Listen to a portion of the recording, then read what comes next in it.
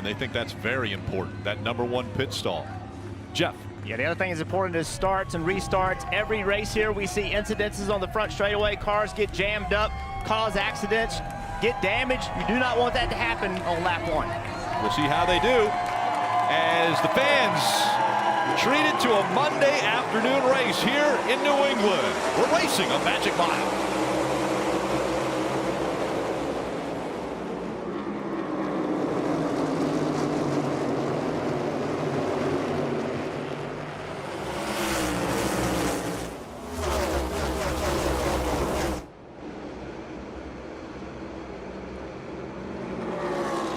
You're going to see those big bumps coming into turn number 3 affecting these cars. You saw it there as they exit 4 for the first time. And it's Bell, Truex, Almirola, Logano, and Blaney all in the top 5. And now 3 wide back here. Austin Dillon in the middle in that number 3. Little contact there. And the 16 of Allmendinger had to catch it. Here comes the 19, Truex Jr. trying to take the top spot away from Bell.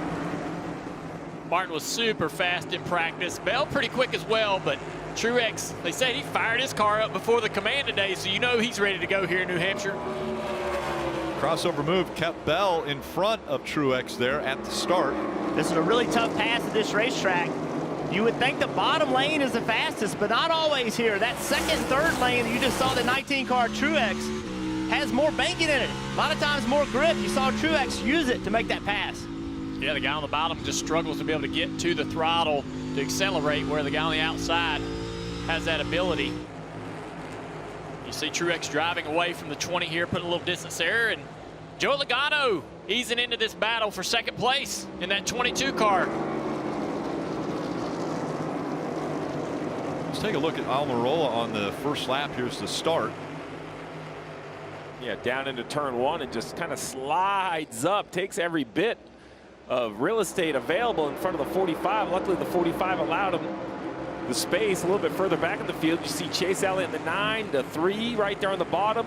Austin Dillon, the 47, that blue Kroger car, Ricky Stenhouse Jr.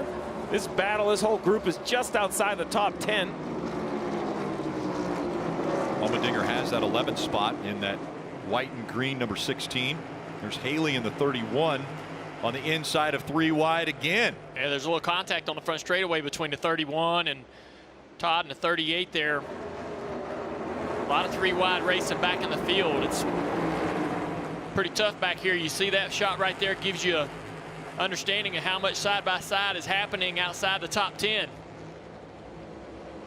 And I think there's really a little bit of strategy being played deep in the field. We're expecting a competition yellow around lap 30.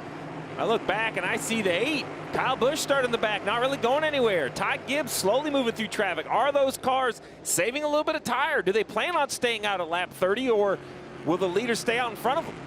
There's Michael McDowell in the 34, and he's working to the inside of that 3.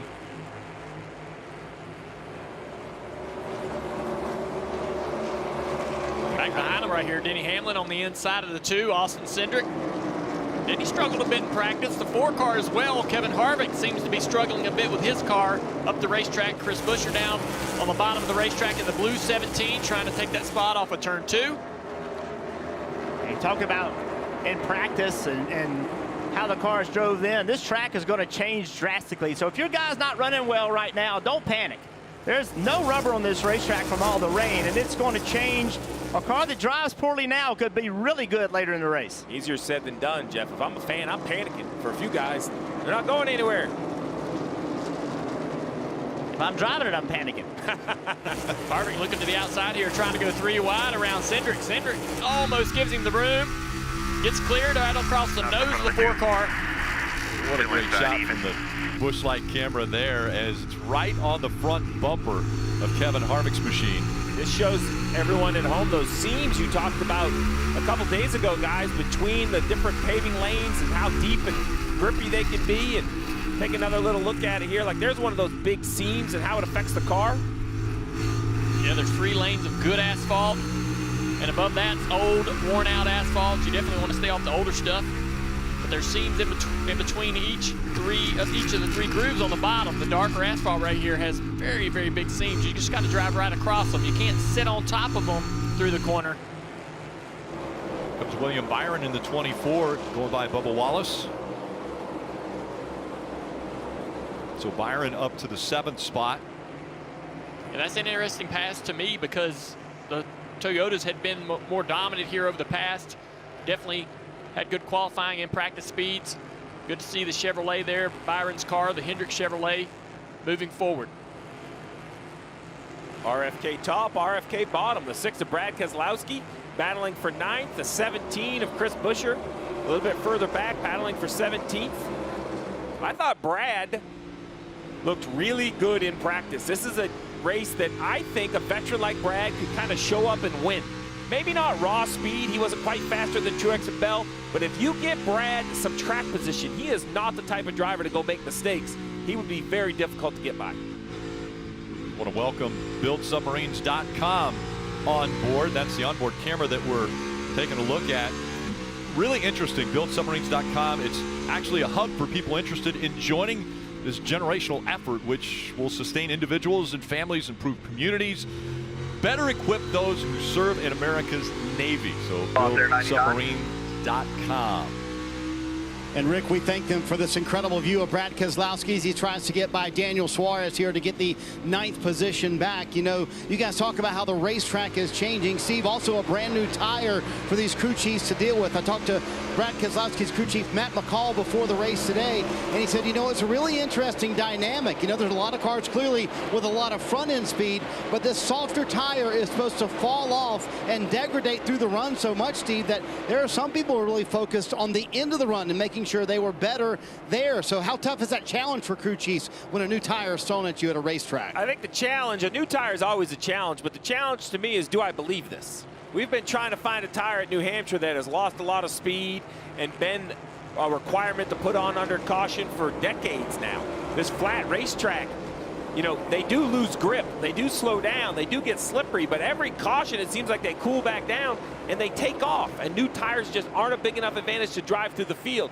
Today will be the test. Have we got a tire soft enough that you must come to pit road, or you can drive through the field and make passes? It's going to be interesting to track. The exit of turn 2 so far, I've seen a lot of guys have trouble, and that's not uncommon. Tyler Reddick right here, sideways off the corner. And we've seen multiple drivers have to completely come out of the gas over there and lose tons of momentum. It's a very tight corner. Hard to leave with the car going straight. You're having to turn, and that makes it want to spin the rear tires. Just listen to what they had to say. Over there. So my one, if the apron calls that, just avoid it. That was weird. I don't feel loose. All right, coming up. All right, so that's great radio. I don't feel loose. I didn't know that was going to happen, and that's Loudon in a nutshell. You're leaving turn 2, you think everything's great, you got a lot of wheel in it, you go to the throttle, next thing you know, you're chasing the back of the car. If you can get off turn 2 here, that is how you win races. Speaking of winning races, Martin Truex Jr. would love to win here at New Hampshire. Hasn't done it yet. It's the NASCAR Cup Series Crayon 301 on USA.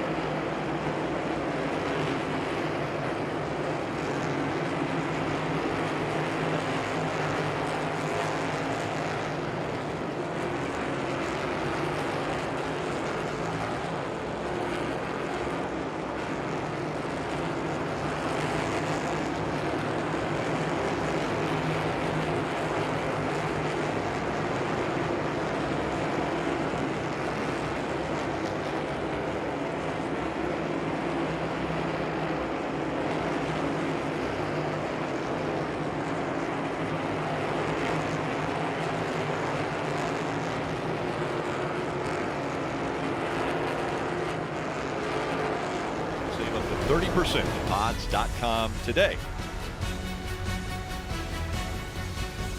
Make sure to follow @BushBeer on Twitter and tweet #BreakForBush, #sweepstakes during every commercial break for your chance to win $2,500. 21 laps complete. Remember, about 9 away from that competition yellow around lap 30. It'll be interesting to see who does what and what adjustments are made. We have seen the slipping and sliding, so. We've listened into a few different radios, and we've heard some people say, you know, evil, not handling well. So obviously a good handling car. They don't exist in New Hampshire, Rick. You can just lose that concept of one driving good at this place. That's what I would have told my driver this week. I laugh and I say that kind of a jest, but not really. It's real simple. These are all driving bad. Some are just driving bad faster than others. So does that mean nobody's going to come to pit road? Oh, no, people are going to come in because I do think you can help your driver make it drive better. But Junior, Jeff, I mean, you agree, like no one out there says, oh, my car's doing everything I want it to do, because if it does something good, you try to go a little faster until either the front or the back slides. Yeah, you drive the car to the limit of grip.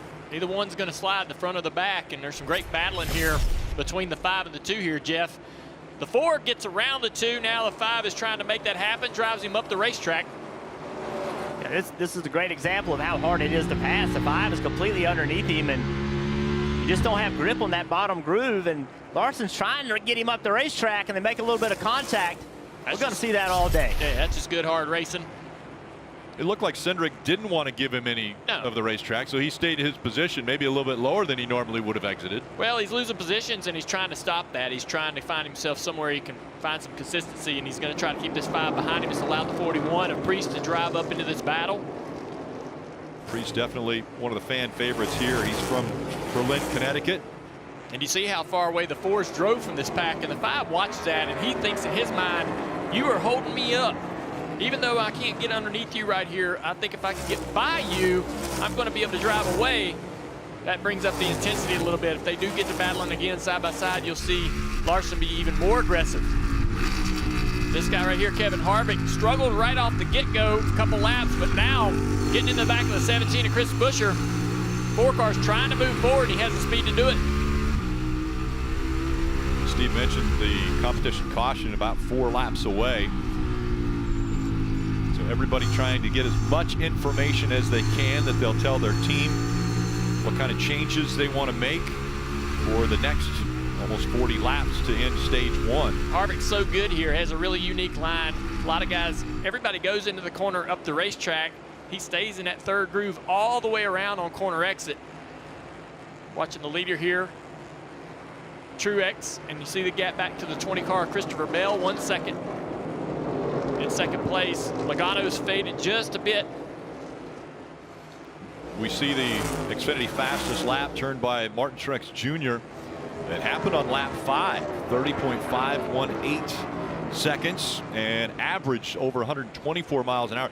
Really amazing. I thought they slow down to just under 100 miles an hour in the corners here. It's so flat, from 2 degrees to 7 degrees of banking in the corners. Yeah, and what all the teams and crew chiefs, drivers are looking at right now is how much speed are these tires giving up?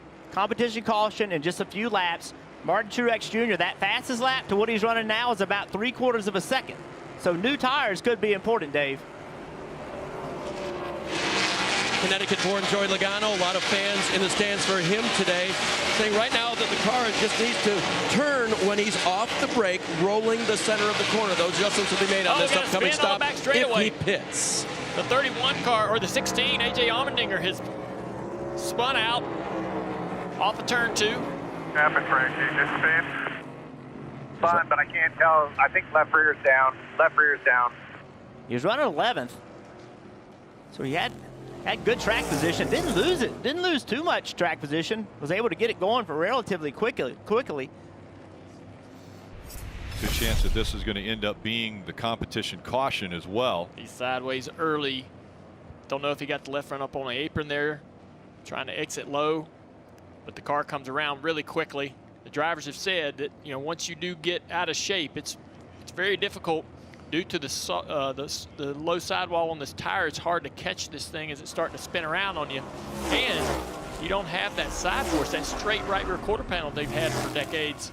to help you save that car. He spun running 11th, and he's cycled back around in 15th. Yep. So it's not that bad of a loss for a spin. No damage. This caution gives Noah Gregson a lap back. He was the highest scored lap down car yesterday. Actually, Saturday was his birthday, turned 25, so he gets the free pass. Well, NASCAR Fantasy Live lets you keep tabs on your fantasy lineup throughout the race and also allowing you to adjust your picks until the end of stage 2. You can visit NASCAR.com/fantasy or select the fantasy icon on the mobile app leaderboard to make in-race changes.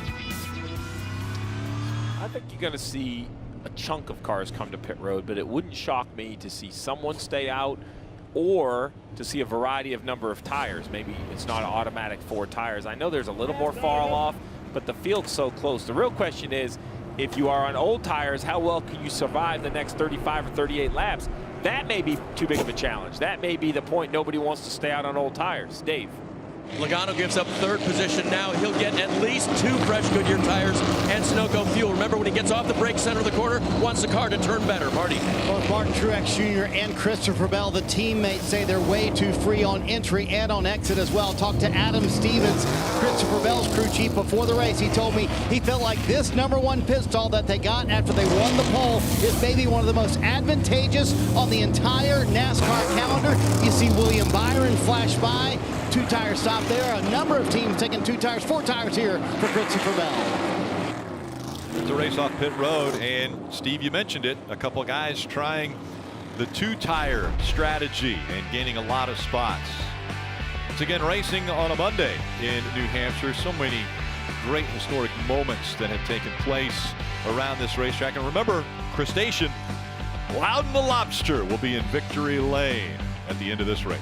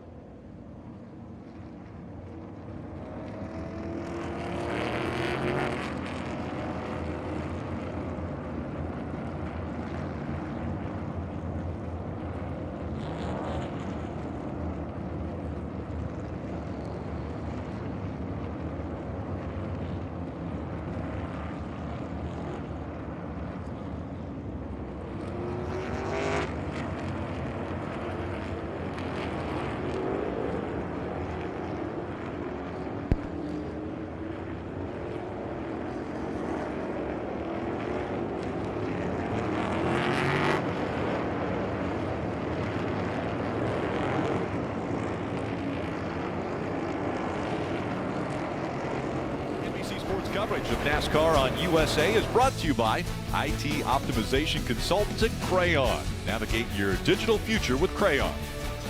Sonic 2 for $7 deal for a limited time only at Sonic. Liberty Mutual Insurance. Only pay for what you need. And by the new movie Gran Turismo. Based on a true story, only in theaters August 11th. 2x2 once again, and this time coming up close to us there in that Kroger 47 is Ricky Stenhouse Jr. He stayed out on the racetrack. Byron will be on his inside. Fresher 2 tires. They did a 2 tire stop as we're back to racing now with only 37 laps to go in stage 1. And look at the move right along the double white line. Martin Truex Jr. got a little loose coming off of 2. Can't stay in front of the 24. William Byron out in front of the field. The 24 of William Byron did not give Ricky Stenhouse Jr. much option, but to give him the lane in 1 and 2. He knew that those old tires on the 47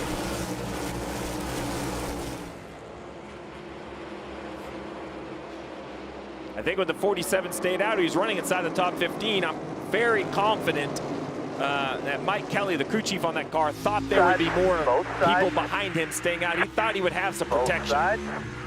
You're hearing the spotter here for Bell. Right there. Yeah, both sides, both sides. Stevie Reeves is like, both sides. Yeah, back here, it's just crazy how much aggression there is to try to take advantage and put people in bad situations to be able to take spots. A lot of 3 wide racing back through the field on the restarts. Oh, almost contact right there, Brad. Not intentional, but, you know, 2 cars going across the racetrack.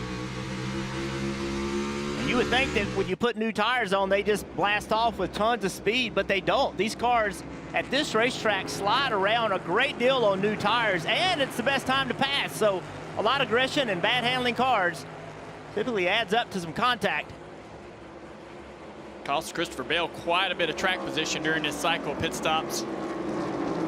He's trying to work hard to get back up through there, as is Logano.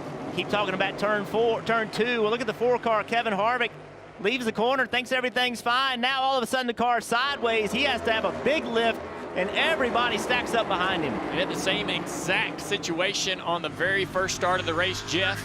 Something I'm sure he's telling the crew they need to work on. Little contact there. Daniel Suarez. Yeah, you're good. Protect the middle. There's good pace in that 4 car for Harvick once the run gets going, but on cold tires on restarts, he's had his hands full. This 47 car of Stenhouse continues to fade back through the field. He's hoping it will level off at some point. Everyone else is trying to take advantage of him while he's on those older tires. Yeah, the other car with a bit of a gamble out there is the 51 of Custer. He put on 2 tires, so all the crew chiefs are watching to see what can happen with those cars. Track position or new tires, which is better? Well, if you're William Byron, you think 2 tires are fine as you're leading the field, and I think that might tell you how good the car is. The 20 of Christopher Bell, you mentioned the lost time during the cycle, Dale Jr., but in the end, it was the right front. So watch the right side up. It looks normal, but then you see the jack man drops the jack and leaves, and he sees the front tire changer still tightening. Wise, jacks it back up. You cannot tighten these wheels with the car on the ground. They jack it back up. They tighten the right front tire to make sure it's not a bigger issue. You see right here, over 4 seconds lost, nearly 5 seconds lost between the 20 and the 19, as now we see more 3 wide, and the 47 continuing to try to find a way back into traffic and stop the bleeding of these old tires. You see the 54 car of Ty Gibbs on the bottom of that battle. He was very fast in practice, qualified essentially dead last. His pit crew just did a great job of getting him a lot of spots on that stop, and he had a good restart. So now he started dead last, and he is in 15th. Good drive toward the front. Up top, things heating up for the lead as Martin Truex Jr. looks to the inside of that 24. It's going to be interesting to see how he can complete this pass. He's going to try to back up this entry to 1 and entry to 3 here. And Just you and him. 3x5 out back, other than 23. now he's trying to throttle up, accelerate on corner exit, turn the car underneath, not able to get even close to that 27 car of Byron as Byron adjusts his line. Oh, 47 car in the wall. Seemed way up the racetrack. Not sure if he got in the fence, Jeff, but he was up the track quite a ways.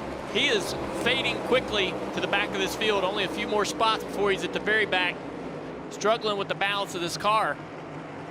Yeah, I mean, there's racing all over the racetrack, and Jeff, to your point, you know, now I'm concerned that no tires won't work. It's not working for the 47. 2 tires might work if your car's good. It's working for William Byron, not so much for Cole Custer. And on the bottom left, if you saw it, mistakes, they don't work for anyone. Austin Dillon and Corey LaJoie both speeding on pit road. They've given up all their track position. Marty. Yeah, Steve, so all these crew chiefs making note of what happened here as Martin Truex Jr. going to try once again to get around William Byron. When he came off pit road, James Small said, hey, we have 4. Those guys around you have 2. He said, I think we're going to be on the right side of it. And he just might, Rick, as he goes for the lead around the 24. Can he complete the pass? He's going to be able to get in front, but will there be a crossover move by William Byron? Doesn't look like it's going to happen. Oh, Byron is slinging the back of that car off of turn 4, getting everything he can. So what data point I saw there is 10 laps. It took 10 laps for what I consider the best car in the field to run down another very good car on 2 tires. You know, what Jeff's mentioning, it doesn't mean it's completely out of the playbook. It just has to be at the right time in the race. And closing in on William Byron now is the 45 of Tyler Reddick. If you look behind here, that 45 is going to be coming in a hurry, and William is looking in the mirror trying to see how much that car is gaining lap after lap. And William Byron has actually never finished in the top 10 here in New Hampshire. So I asked crew chief Rudy Fugel, what has he done well here and what do you guys need to work on? He is very good, Rudy said, at finding pace on the track, trying different lines. We've seen him do that already, but the one thing they felt like they could work on is just outright passing people. They didn't have the speed they felt like that JGR had. Obviously 2 tires, Dave, affecting their run during this second part of stage 1. Tyler Reddick's team waved a carrot in front of their driver. They said, you will catch the 24 before the end of this stage. Go get him. Carrot out in front of Tyler Reddick.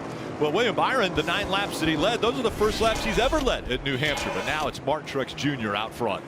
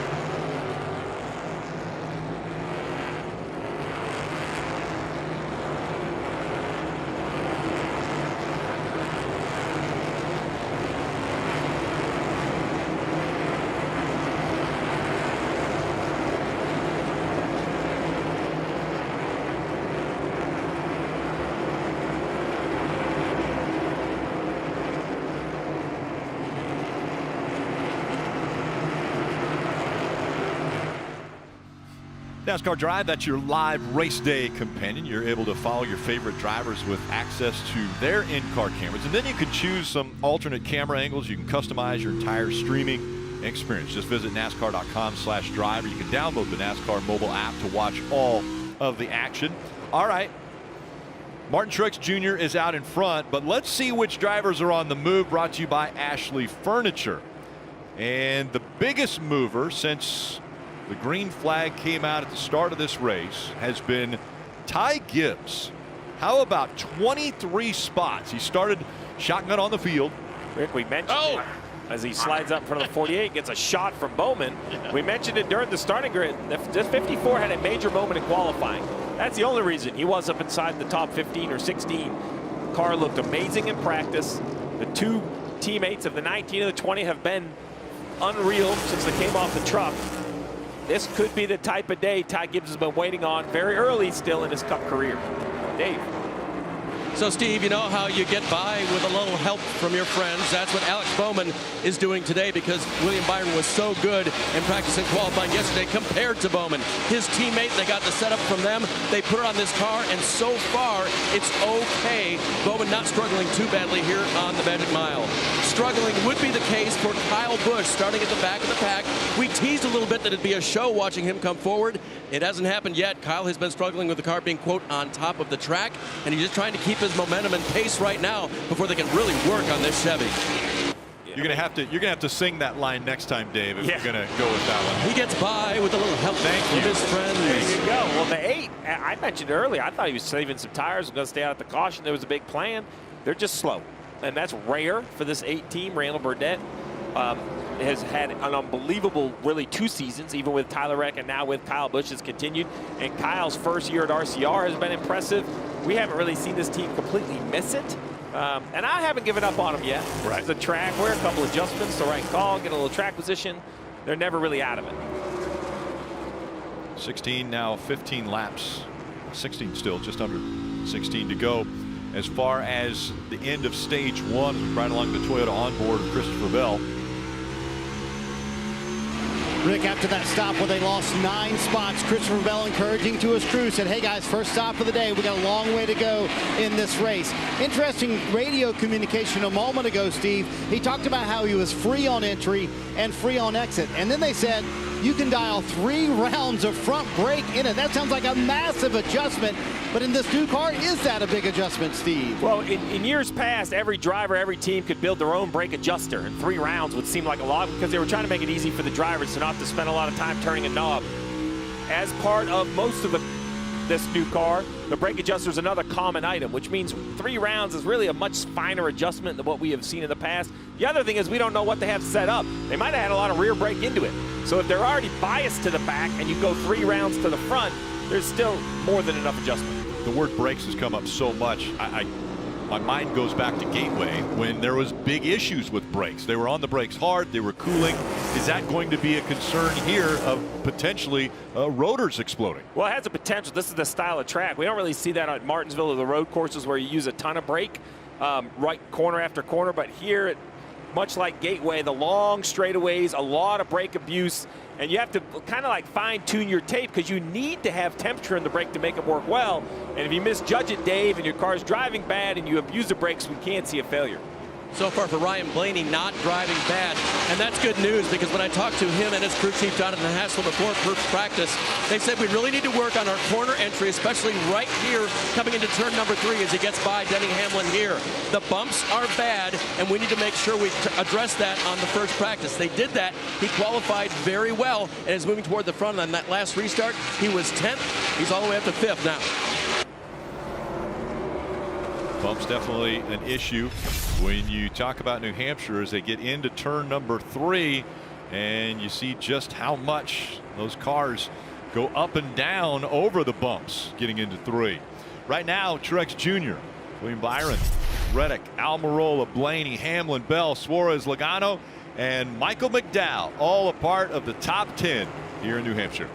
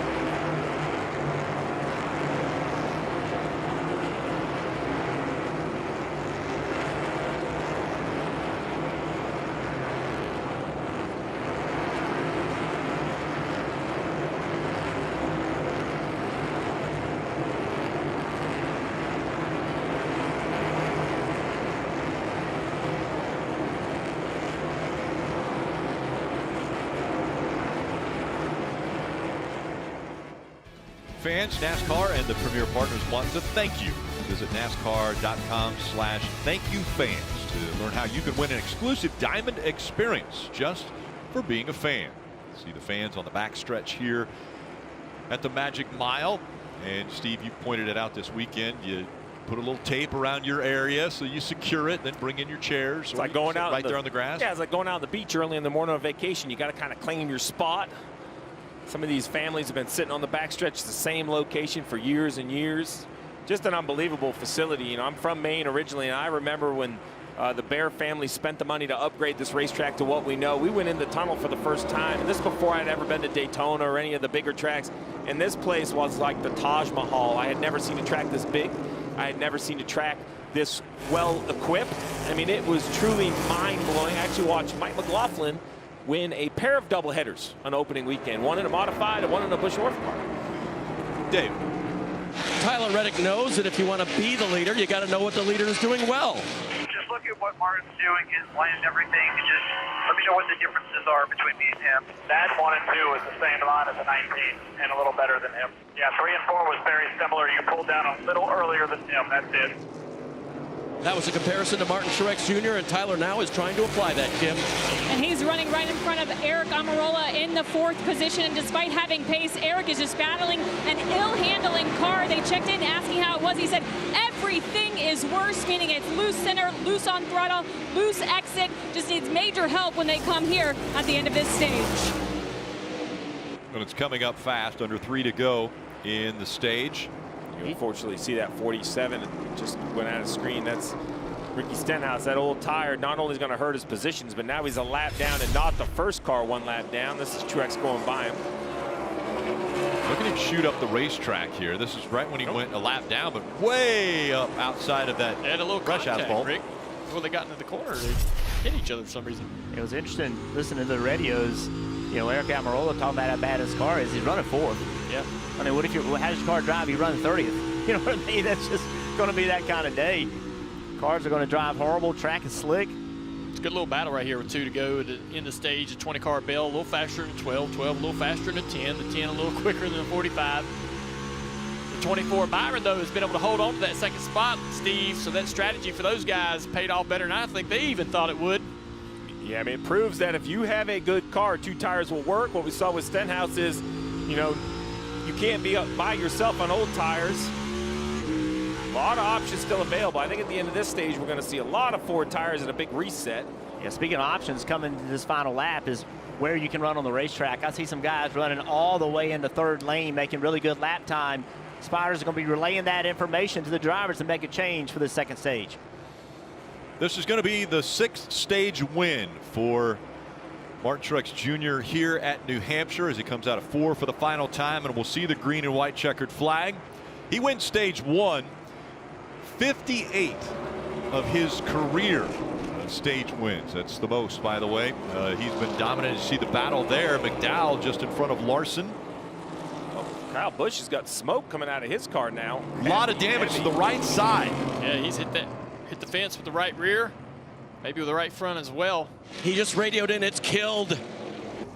That's 3 times this weekend that he's had contact. Once in practice, once in qualifying, and now in the race. Yeah, the right front's junk. You heard that. The right front is junk, and they've got damage on the right rear as well. Well, anything but just a casual Monday drive around the Magic Mile. Martin Truex Jr. dominating it, though, in stage 1.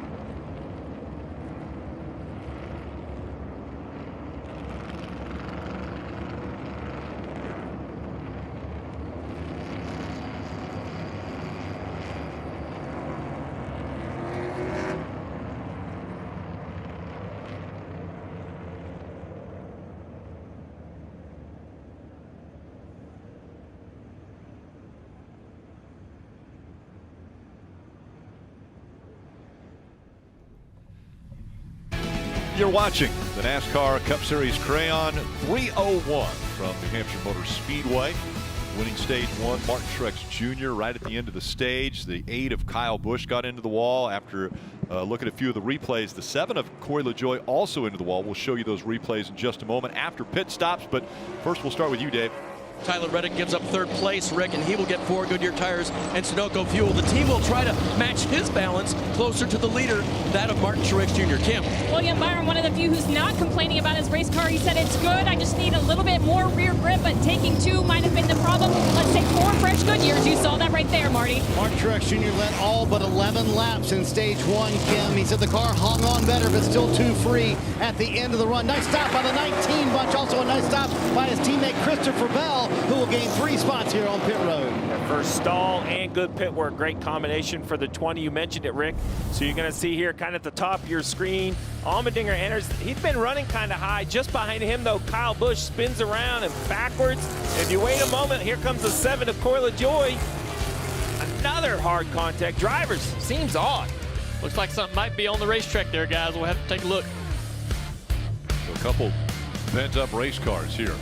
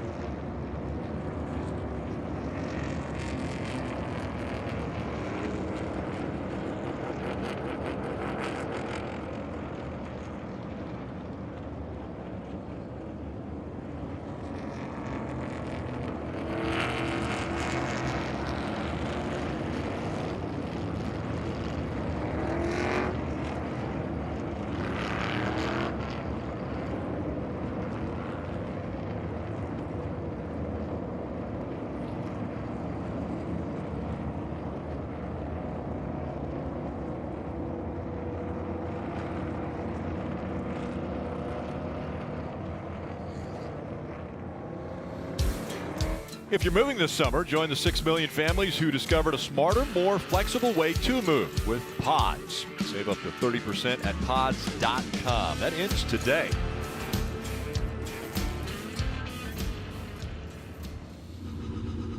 So, Marty, it looked as though the 20 had an issue maybe on their pit stop. They came back onto pit road.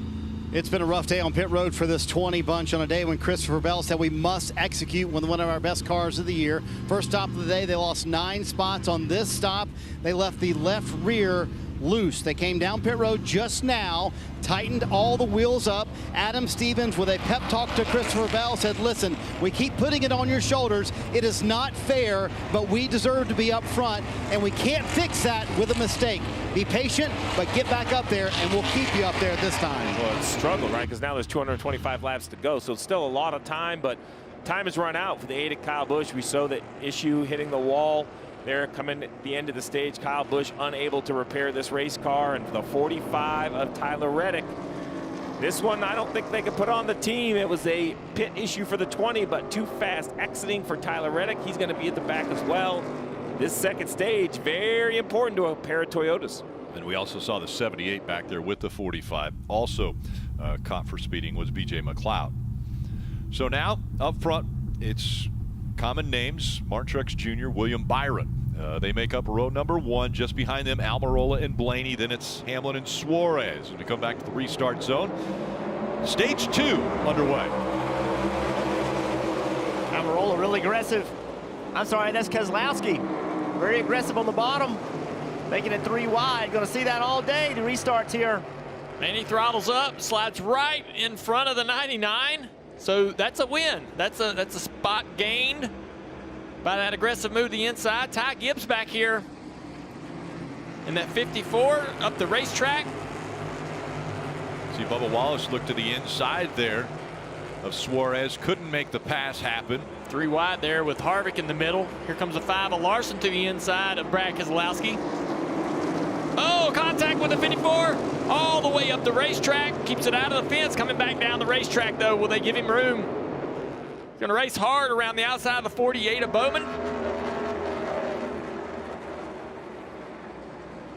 3 wide, back in the field still. Almost 4 wide back there, Rick. 3 car and a 9. Chase Elliott. Chase struggling to try to get track position. It's kind of really not moved forward or backwards throughout this race, but 38 car, Gilliland, and he's on 2 tires, I believe. Everybody's trying to get around him. I'm sure the 47 of Ricky Stenhouse Jr. and that Kroger, the blue Kroger on the hood, he's got to feel better now with 4 fresh tires after this pit stop. 4 wide, you mentioned it. You got the 20 and the 45 trying to recover from those issues at the stage break, trying to work through some traffic that we've already watched all day long run 2 and 3 wide, so this will be fun for them. Well, at least fun for us. There's a difference, isn't it? Yeah, perspective is so great. Harrison Burton is still trying to get by that 3 of Dillon, and here comes Bell after the issues on pit road. He's going to work his way through the field. Now take another look at Gibbs here. Yeah, Harvick in the middle. And they just come down the racetrack. Gibbs really doesn't give them the room that 3 wide would need. I'm not sure if he knew they were 3 wide, but I would put that more on him, I think, coming down the racetrack. And Harvick's not going to give up the spot. You know, Harvick's not going to back off and give him an inch here. Here's a 7 of LaJoy. Yeah, he's struggling with the damage that he got from the crash. You know, Ty Gibbs, we talk about him, how good of a job he's done of working himself up through the field. Clearly he crowded them, but he didn't lose a lot of spots. You know, he lost a couple spots, and those are the kind of things in a race, especially where it's hard to pass. If you lose 5 or 6 spots there, that might be the difference between having a chance to win, because now you got to go back through them. So yes, he made a small mistake, but he didn't compound it and make it worse. And he's got a fast car, Jeff. His teammates are fast, and I think he understands he's got speed in the car. Stay relaxed. Just try to get back through there. Well, you saw the 7. He was in that issue at the end of the stage, then was trying to find minimum speed, couldn't do it. He had to go behind the wall. This will be the first DNF for Corey LaJoy. He was the only driver in the series heading into this race without a DNF. No longer has that stat next to him. Yeah, he's 24th overall in the point standings. He's 70 out of the playoffs, but unfortunate. But you do have to applaud the effort throughout the season. I mean, already up to this point, 20 races in, and that's his first DNF, and he was the only one still that hadn't had a DNF in this field. And yeah, we wondered if there was something on the track down there. Yeah. We watched, and the track personnel didn't put any speedy dry or anything down there, so they didn't see any oil. But boy, it's hard to believe a few of them had trouble in there without something strange going on. I know that mystery is still unsolved. Tune in next week.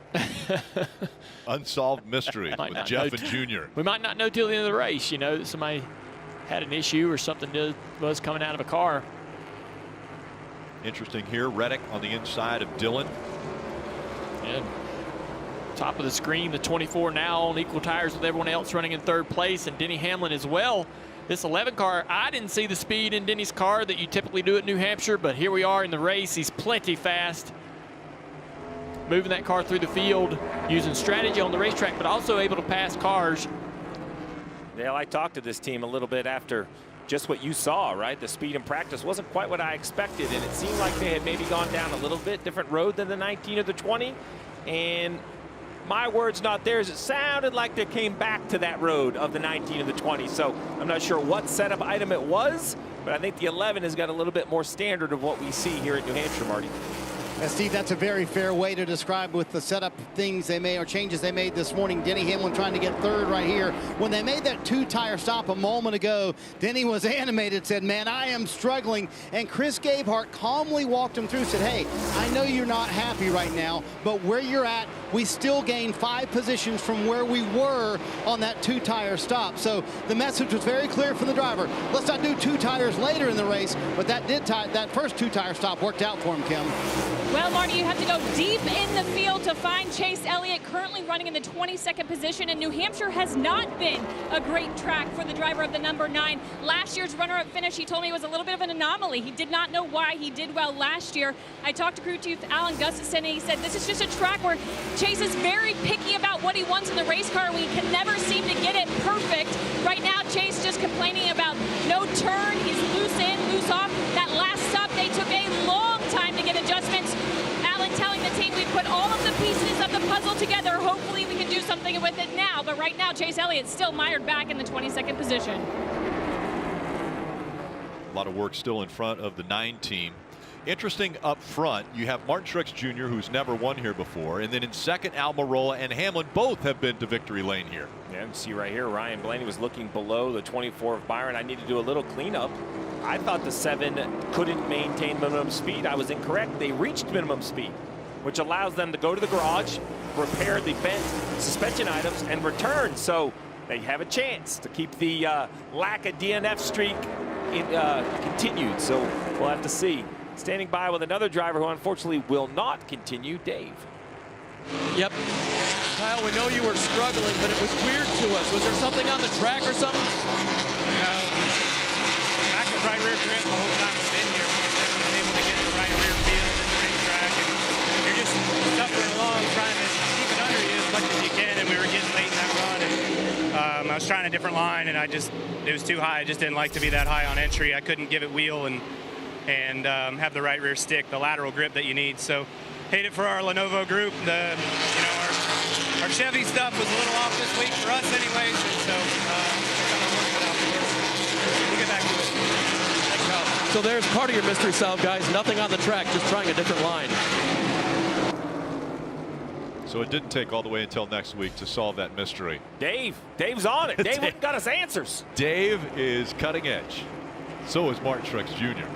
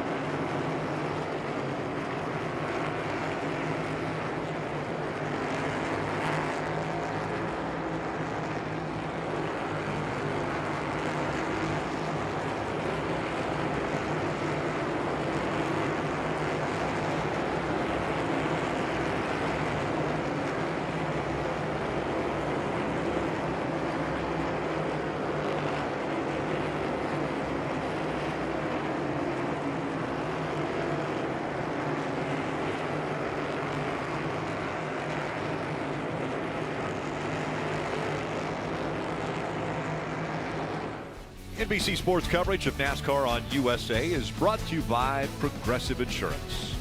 Save when you bundle auto, home, or motorcycle insurance. Visit progressive.com. Credit One Bank, a credit card company. And by Toyota. Let's go places. 89 laps still to go in stage 2 of this 301 lap race. Martin Truex Jr. already has been out front 83 laps. Now 84 as he just crossed the stripe. And you look at laps led by Martin Truex Jr. I think he claims all of these as home tracks, but I will say Richmond, so impressive. Short track racing for Martin Truex Jr. Really, I don't know when the switch flipped, but we always used to talk about Martin Truex Jr. couldn't win on a short track. Well, now he is very good on short tracks. You see that by the different tracks that he has led laps on, including Martinsville and New Hampshire on that list.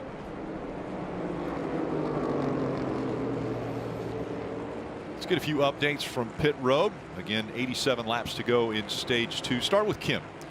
And Michael McDowell grabbing attention recently. 4 top 10s in the last 5 races, and they hope for a top 10 here today. Crew Chief Travis Peterson told me we have a top 10 car. It is great on the long run. He's had minor complaints, otherwise feels very good about the Ford that's underneath him. Running behind him, William Byron has kind of descended down the leaderboard. He was running really well in the beginning of the race, and now, after those 4 tires he took, does not like the car. Take a listen. Stay with it best you can. We'll get you fixed up.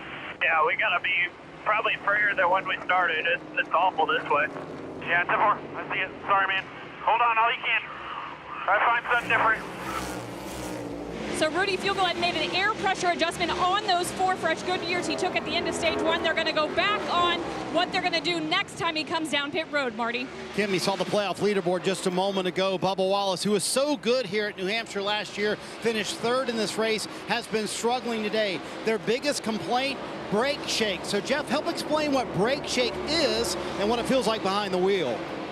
Yeah, so brake shake is when you go to the brake pedal, it actually modulates. The pedal bounces up and down on your foot. That in and of itself is not a big deal, but it changes the way the car drives. You have a hard time using those brakes the way you really want to change the handling of the vehicle. So brake shake can cause mechanical issues, but really it's a performance thing. But as we're talking about Bubba Wallace, another thing that's going on with him is he and a group of guys kind of back in the field, they're changing the line of this racetrack.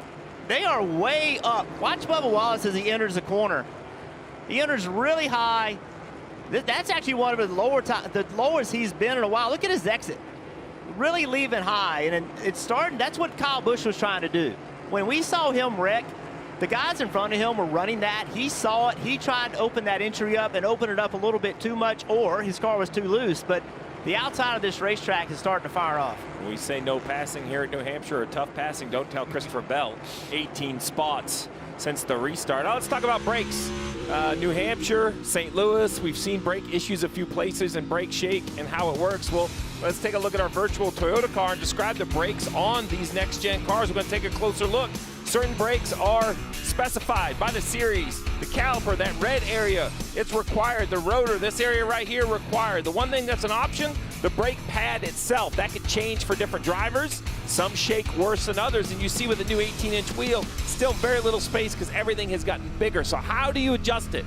Airflow. Air goes through the front grille, cools the brakes. At a place like New Hampshire, you don't want maximum cooling, so you got to add a little tape.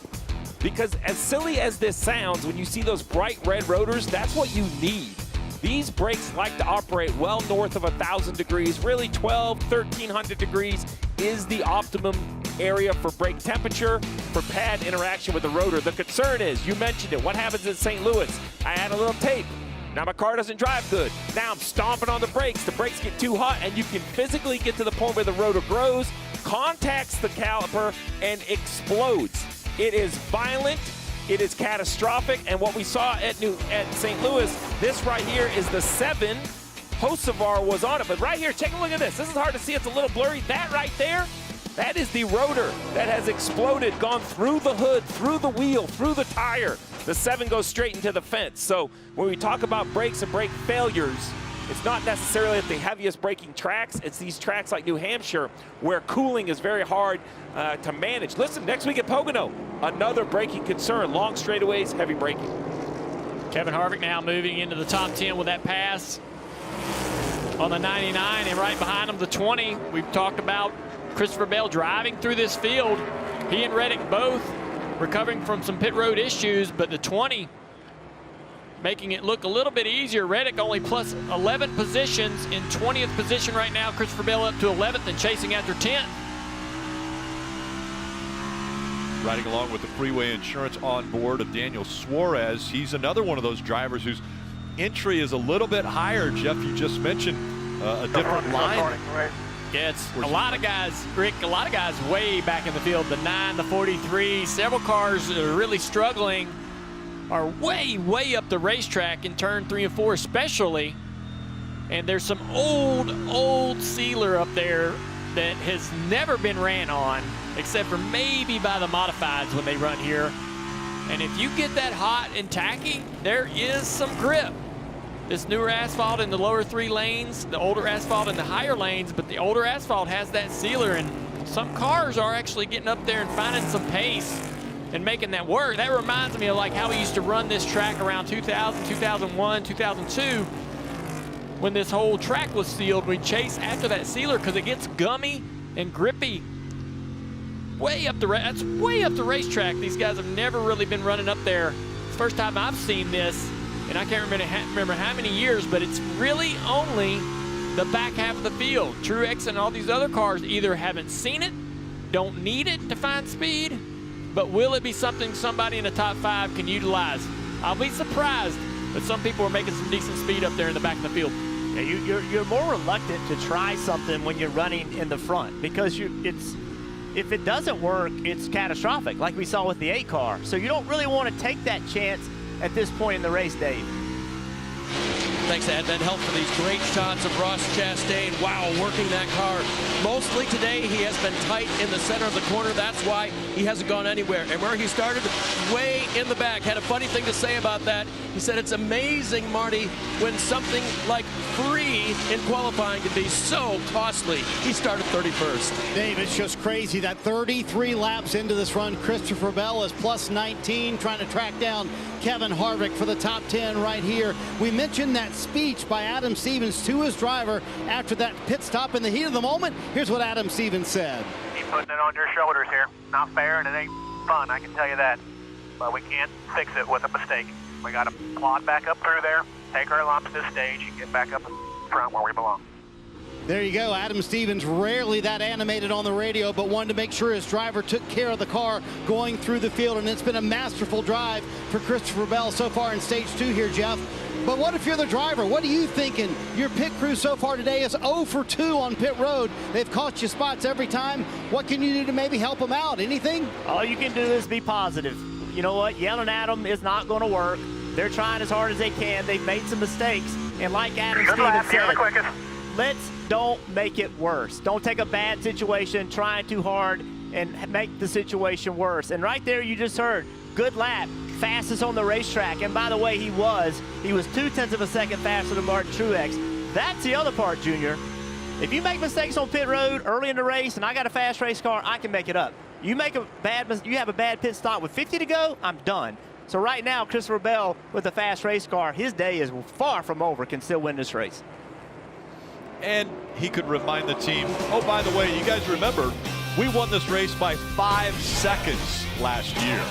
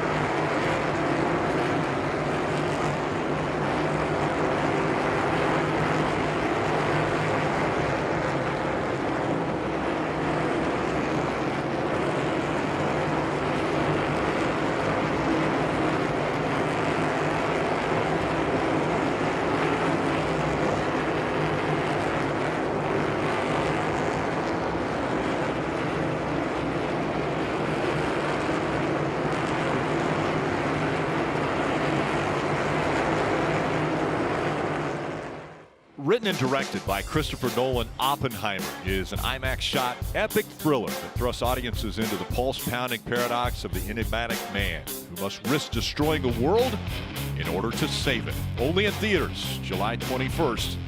Tickets on sale now. You're watching the NASCAR Cup Series Crayon 301 as now you see the 19 of Martin Truex Jr. battling with the 2 of Austin Cindric. Cindric trying not to go a lap down right here. Yeah, he's been battling pretty hard for the last several laps, running Martin pretty tight. And you see he's using that really, really high line. And Martin is now maybe not trying that line, but he's starting to appreciate it because this 2 car has been hard to pass. Cindric not really good, fading back through the back of the field, but trying his hardest to stay on the lead lap. You think he's appreciating that, do you? Well, he's appreciating the pace and the line up there. I know, yeah. Finally. It is interesting to watch how a car can be running that outside lane.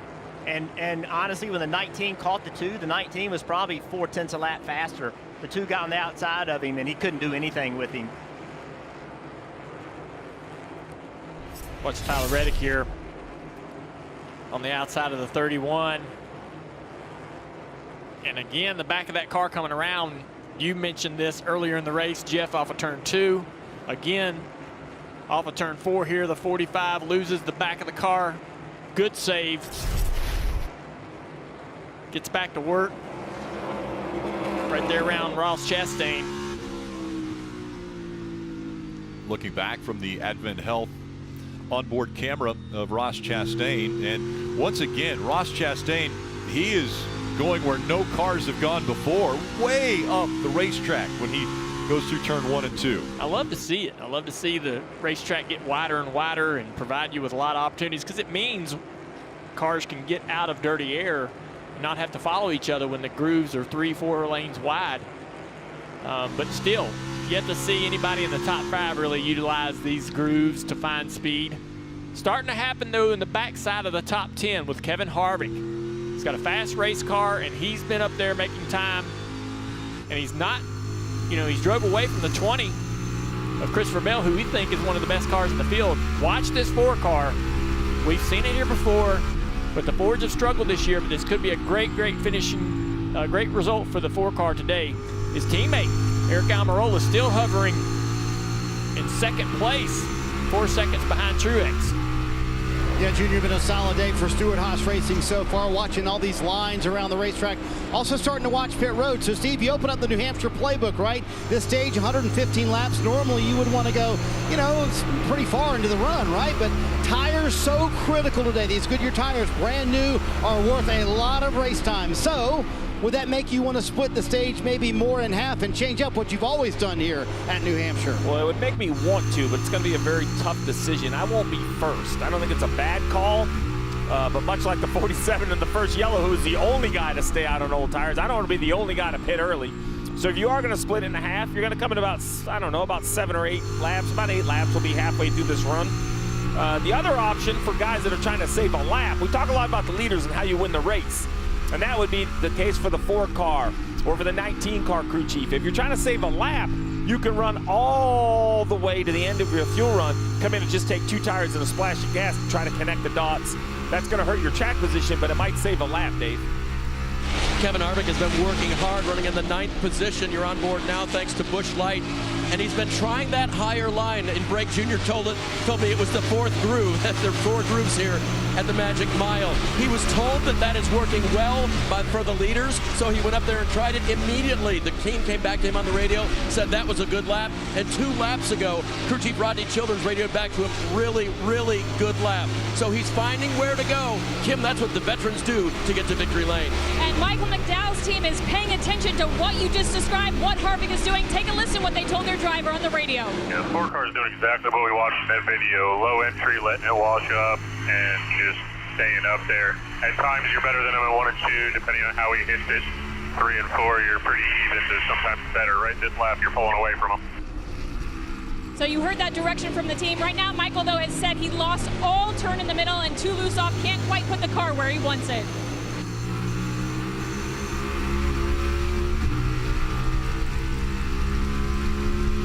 Michael McDowell was able to keep about a 2-car length gap between himself and the 4 of Kevin Harvick, but now Harvick has bit into that lead that he had, and right on the back bumper, a little wiggle there out of Kevin.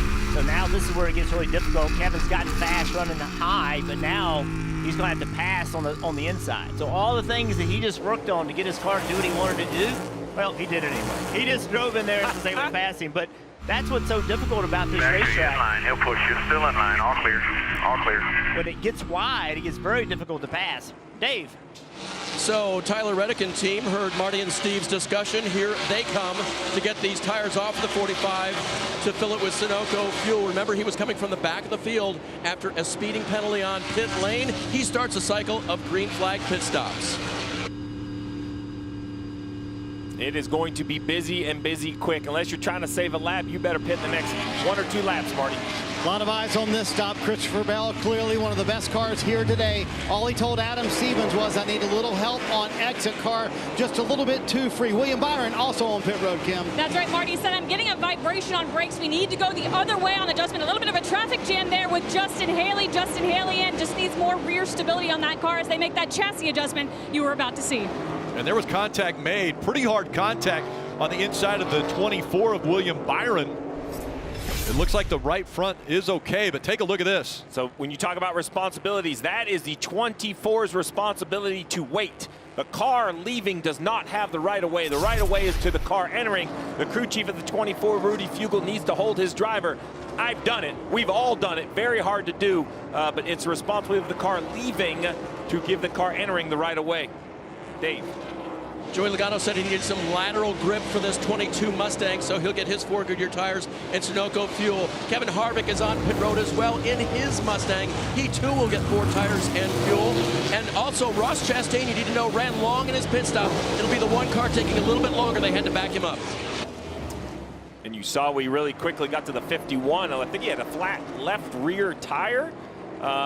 Barely got to pit road. Nice job by Cole Custer. I thought there was going to be a yellow in the middle of the cycle. He actually hit the fence, Steve. He slid slid into turn 3, up the racetrack. Same thing we saw the 7 car do into turn 1. Dave.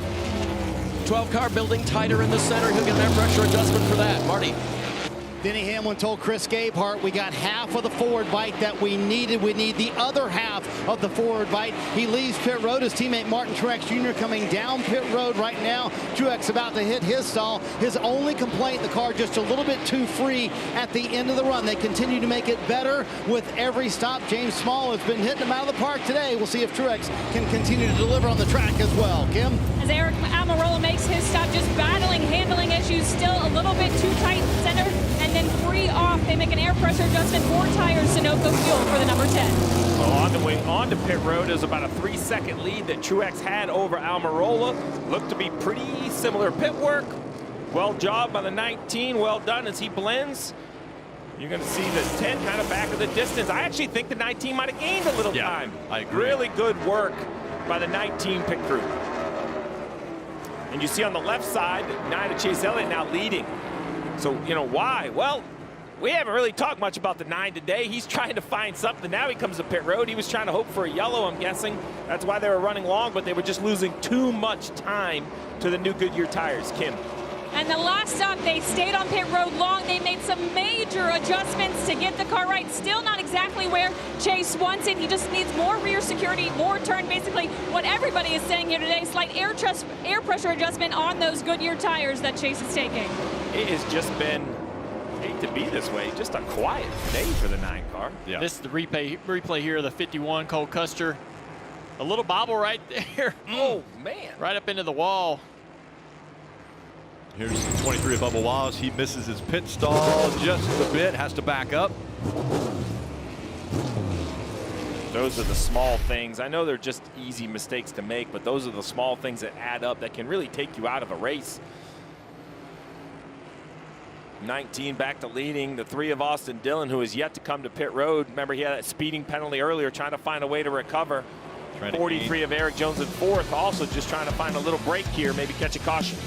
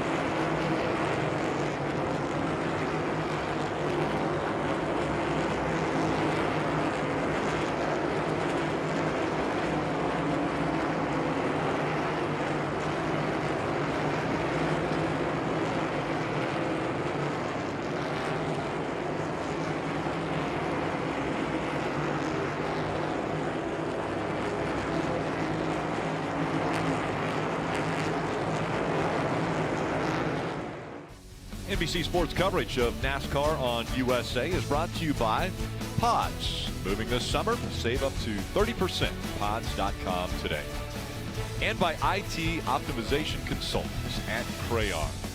Navigate your digital future with Crayon. Such a great view of the New England Museum, Racing Museum here just to the south of the racetrack. Dick Berggren championing that cause, and I know the name Letard is in there, and also another name very familiar with New England racing, Ken Squire, a Hall of Famer, as well as a part of that. There's a Letard in there, but it's not me.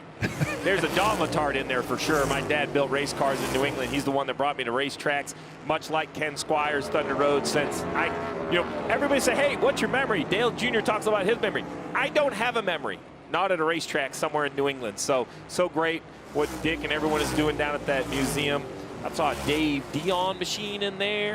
Yeah. The Joey Logano machine, the Ricky Craven close finish at Darlington with Kurt Busch. That's down there. There's a lot of great history in that museum. Saw the modifieds in there as well. Really such an important part of the growth of NASCAR.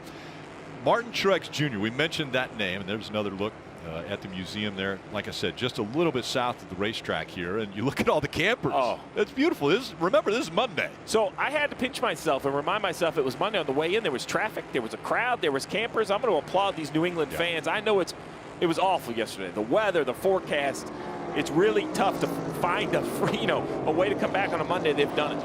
And we mentioned names in that museum. What about Truex? I mean, his father had so much success racing the tracks around here, as well as right here at New Hampshire. Yeah, his brothers won here as well. Martin's won races here, all three of them successful at this racetrack. Truex still out in front, and really impressed by Eric Almirola, going all the way through that pit cycle, all the way through a green flag run, still only 3 seconds behind, and actually running just a little bit quicker than Martin the last couple of laps. The one car I saw in there in between the 19 and the 10 was the 9 of Chase Elliott. He's now a lap down. Yeah, he pitted a lap after the leader, just through the cycle was lapped. So now the 9, his quest to make the playoffs. We have this, disagreement about points or a win, and I think races like this are going to put the pressure on him to find victory lane. They made this car better, though. He was running with the 21. Right there with the 21, and there they are together. But the 9, I know he's got fresher tires, but his pace is much better than it was before. His pace now is only about 1/10 of a second off of the leader. Prior to this stop, he was about 3/10 of a second off the leader. So they made the car better for sure. Dave. Let's talk a little bit about shifting at this racetrack. I believe, Steve, that it is from 4th to 3rd that they do in the corner, correct? If they want to. And so Blaney tried to fix his handling condition by not shifting. He was shifting earlier in the race. He told the crew, I can't do that. So what's the advantage and disadvantage, and where does it come into play depending on how you're set up? So it's interesting, right? Because in past, we would shift from 4th to 3rd in the 4-speed transmission, and we really just thought about RPM. But now what these guys are doing with shifting, and Jeff, you and I have had this conversation a lot, they think it really affects the handling. That by downshifting, you generate more RPM in the car, and it actually just gives the car grip, which is something that we didn't really feel as much in our day, Jeff, but these drivers now talk about it's not as much of an engine thing as a handling thing. Yeah, it's just drivability. It just makes the car drive better, puts the back of the car in the racetrack. And what's amazing is how quickly they shift. They shift really early before they get to the corner. It's a lot of work, and the workload is really high, much higher now than I think at most points in the history of our sport. Cars don't drive good. Drivers have more adjustments. Ton of work in there. So, Jeff, why would you not shift? What would you be trying to fix by not shifting, leaving it in 4th? Well, so one thing about this racetrack, Dave, it's very unique. The corners are very long. The center of the corner is a long way from the entrance of the corner. So this is one of those tracks where you can drive in the corner really deeply, and maybe you don't want to downshift it and slow the car down. Maybe you want to have more roll speed toward the center of the corner. That would be the only thing I could think about. But I believe most people in the field, when it comes down to it and there's a checkered flag getting ready to fly, most people are going to be shifting. And I would add, Jeff and Dale, if you were really loose in and you've kind of cranked on your brakes and you can't get the back of the car comfortable on entry, I might suggest, hey, try not downshifting one time and see if it rolls in a little more secure. The 11 and the 19 are both non-shifting right now. Do whatever you need to do for your balance, just giving you the info. The 19 really hasn't done much shifting the whole race. And look at this right here. The 5 car of Larson had the position on Blaney, but now having some trouble getting by a couple of lap cars, and it's allowed Blaney to close up. He goes to the outside, trying to throttle up. Little movement in the back of that 5 car off the corner down the straightaway. Looks like Blaney's going to take the spot away. Larson struggling just a little bit in the dirty air behind the 2 slower cars ahead. Priest in the 47. Marty. Hey, Dale, time for our Toyota driver update. Martin Truex Jr. up front. He's led 136 laps so far today. There's where the Toyota drivers are running right now. You guys were talking a moment ago about what this racetrack means to the racing community here in the Northeast. Martin Truex Jr. remembers it well. He came here when he was 8 years old the first time to watch his dad race, sat in the grandstands like so many people are today. But what he really remembers, Steve, is the first time he got a garage pass. 1992, he said, I went in the garage. Guess who the first person he found was? Dale Earnhardt Sr. He said he was working on a carburetor, and I just stood there and stared at him for like 30 minutes. Those moments to be able to get in the garage as a young man, especially at your local track, that means everything. You mentioned just wide-eyed, just sitting there looking at a legend in the sport, working on his own car, his carburetor. Well, you have to remember, growing up in New England, we were huge NASCAR fans, but NASCAR really didn't come here, right? We would have to leave New England and go somewhere down the East Coast to find the stars of NASCAR. And when they showed up here, it was just that. I wasn't lucky enough to be in the garage, but I sat here on the front stretch looking across into the garage, amazed that I got to see these people in person. And you have to also remember there was a time when drivers worked on their own cars and crew chiefs actually let them work on their own cars. Back in the good old days. And give suggestions. Yeah, that's the good old days. Martin Truex Jr., Eric Almirola, Hamlin, Blaney, and Larson, all in the top 5.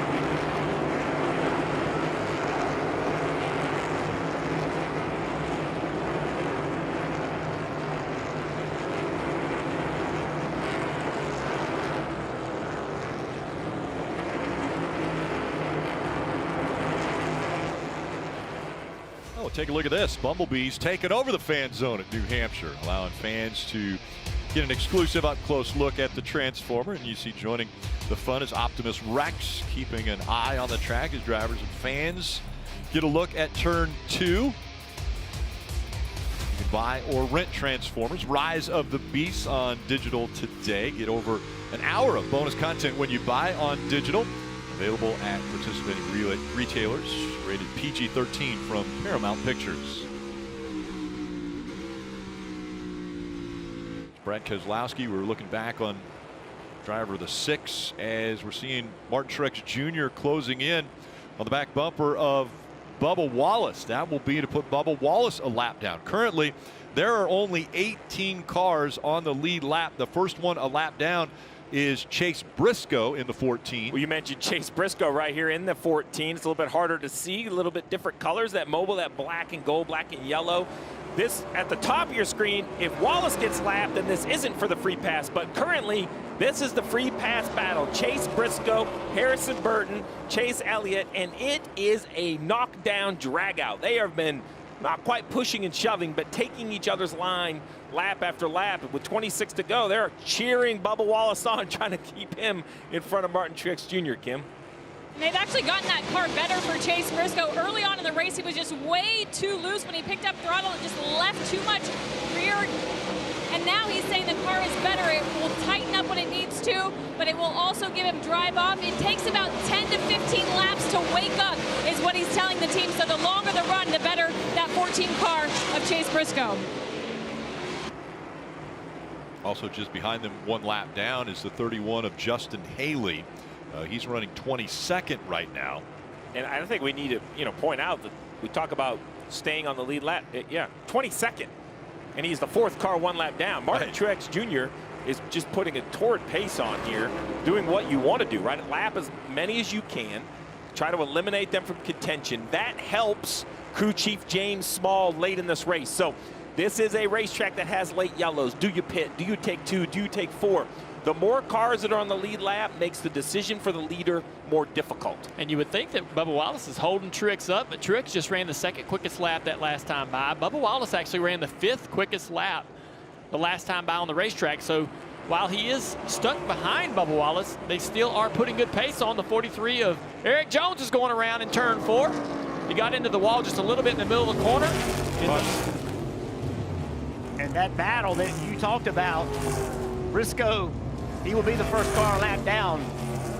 That's why you fight so hard. Jeff, it can change his whole day, right? I mean, if we go back and see the finishing order, in 139 laps, where Chase Briscoe runs can come back to that battle he had with Harrison Burton of trying to stay in the lead lap. Unfortunately, the inverse can be for Harrison. Wherever they end up, he can come back to, if we could have only got the lap back, we could have changed kind of what happens the rest of the day. Yeah, the question for these guys back here, though, with only 23 laps, can you not pit here? Can you not pit, get in the lead lap, and then go that whole way without getting a lap down? That's that strategy that happens back in the field as these teams are trying to get back in the lead lap. Who's willing to gamble? Oh, if I could take the wave around, assuming all the lead lap cars pit, and I'm one lap down, I'm absolutely staying on the racetrack. And that's for Chase Elliott.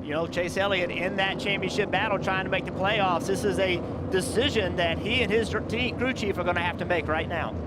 30 laps on those tires. Can they hold out for another 22 to get to the end of the stage, at least staying on the lead lap? 22 is more important than the 30, I think, at this point. You figure we're going to be inside of 20. You'll try to get clear. I think it'll work. Let's take a look what happened to the 43. He's also running that really high entry we've seen drivers run today. He was 24th when this happened. So he goes by the camera, but right there he gets up into the fence, and as he's trying to steer the car off the wall, there's tons of debris and marbles up there, and when he turns the car down across the racetrack to get back down the track, it just brings the back end around because it's dancing across marbles and debris and all types of stuff. And he gives it a little bit of throttle just so it doesn't spin and back into the fence. 4th place, Ryan Blaney said, I'm not quite right to run that fast line everybody's running. Let's back off that last adjustment we made just a little bit. Kim. They asked Eric Almirola what he needs. He said, I need a track position. They said, New Hampshire, New Hampshire. That was the code word. We're about to see what they're going to do. It looked like it. Oh, trouble on the left rear there, but 2 tires was the call for Eric Almirola, Marty. Denny Hamlin, middle of your screen, so good on the long run. He said, if you can lock down my entry, I can do a lot more with it. Martin Truex Jr. said, really happy with the car, just a little bit too tight. And look at those 2 tire stops. A little strategy here late in stage 2, Rick. You see the race off of pit road, and a hot pit road there. in the Ream pits. Well, when the sun is shining and it's not raining, there are so many things to do here in New Hampshire. You've got hiking, running, you've got so many different sporting events, and of course, NASCAR. New Hampshire, great place to visit.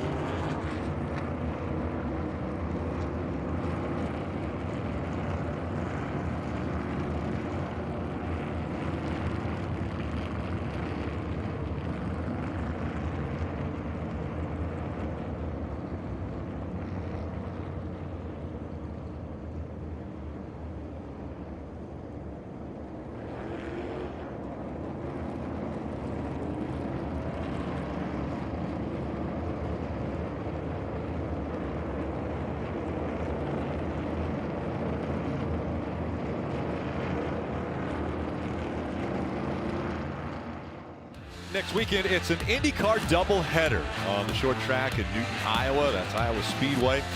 Saturday, 3 p.m. Eastern, and Sunday, 2 p.m. Eastern on NBC and Peacock. Wow, what a race Kristen Lundgaard put together, getting his first career IndyCar Series win. That happened on the streets of Toronto yesterday. But Alex Palou has been dominant, and he's just in front of Scott Dixon on the point standings, as we've got a great one going here. The NASCAR Cup Series Crayon 301 on USA. A lot of experts didn't give Lundgaard a chance. He sat on the pole kind of in the weather. Wasn't sure he would have the pace in the dry, but man, he did a great job. Very impressive first win. Let's look at this 10 right here. It comes in. You want to talk about a game of inches. Look how close the front of that car is to that white line. So much so there's a crew member behind pit wall that has some concern. Remember, this is all officiated from a camera system, the Pro system by NASCAR. That's no longer a judgment call. So very, very, very close for the 10. You see that fire on the left side of the 20. Scary situation. Luckily not a big issue. And back to those wave around cars we talked about. The 14 gets the free pass, but 13 other cars wave around, which means they're now on the tail end of the lead lap. They drive around to the back of the field. That list includes, you know, Harrison Burton, Chase Elliott, Justin Haley, Gilliland, Priest, Cindric, Austin Dillon, Ross Chastain, Ty Dillon. So a big group of cars back on the lead lap with now under 20 to go in this stage. And another car, Bubba Wallace, literally fighting to stay on the lead lap when the caution comes out. It's going to line up 10th on the outside on this restart. So it's insane how quickly your fortunes can flip by innocent caution. And everybody in the top 4 took 2 tires right here. And Almirola got the lead with 2. So all the top 4 cars, 2 tires. Yeah, so if you're Truex here, such a good car, you got to be nervous being in the middle of this. We got a great perspective here. This is on board of the 5 onboard cameras all around the main screen there in the middle. Take a look at the restart.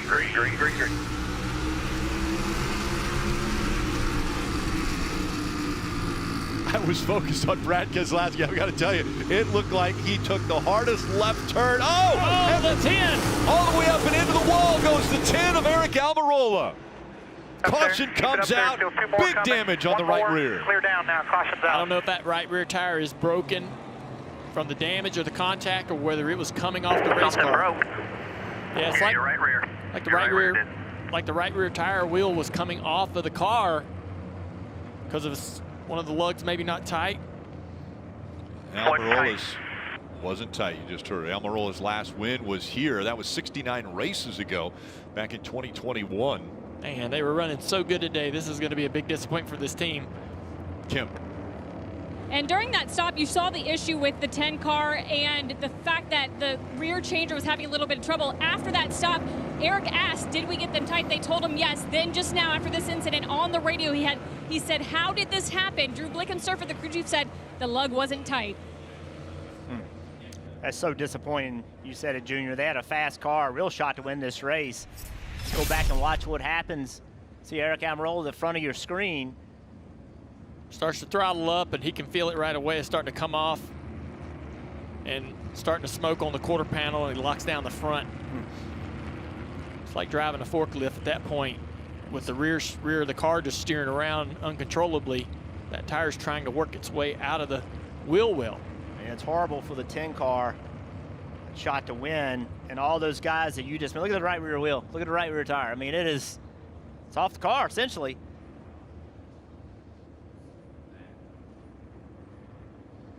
Great shot here. Want to make sure to thank our. There goes the wheel nut up the nut goes right up the racetrack. Thank our camera operators and everybody. Monday, a longer weekend than normal, but doing an excellent job as always. Steve just went through the whole list of cars that stayed out. And that puts every one of them in the lead lap, and now they're going to come down pit road and pit. So all those drivers, including Chase Elliott, that was a big break for, a disappointing break for the 10, but all those other guys are happy. We saw the 5 of Kyle Larson. He was able to stay in front of Logano. He's going to be scored the race leader for the restart. And now Kyle Larson up in front. You know, to your point about Truex, you know, now all those cars, now there's 27 cars in the lead lap, so now you're concerned if you make a mistake, you go too far to the back. There's Truex scored 3rd right now. As we're winding down, there will only be 14 laps to go in this stage. Larson, Logano, Truex, Hamlin, Harvick, McDowell, Blaney, Keselowski, Wallace, and Reddick all in the top 10. They will choose which lane as we get ready for the restart when we come back.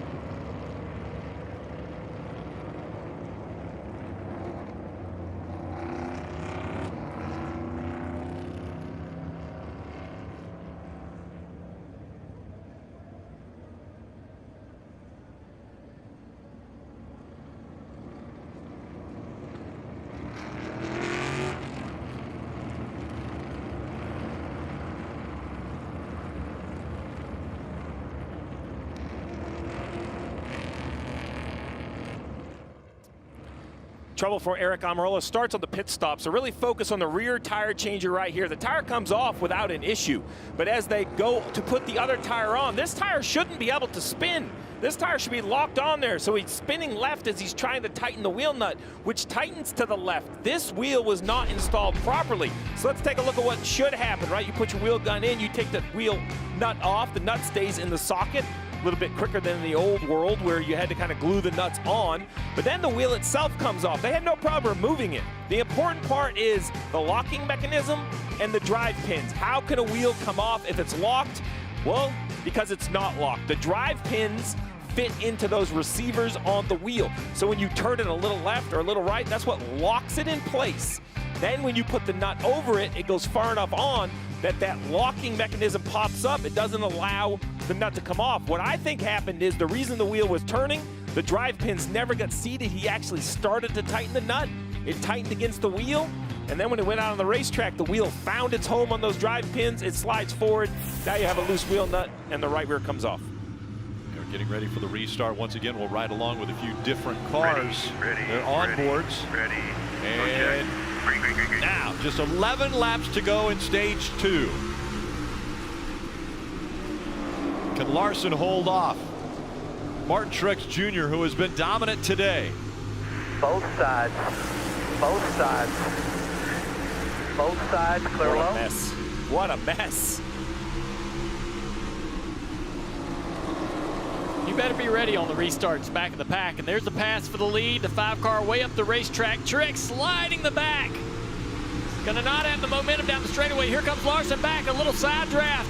Even heading off into turn 1. Truex holds him tight. Drives up the racetrack. He'll try to finish the throttle before the 5-car here and have the momentum on exit. 4 fresh tires versus only a 2-tire stop for Larson there. Logano also on a 2-tire stop strategy.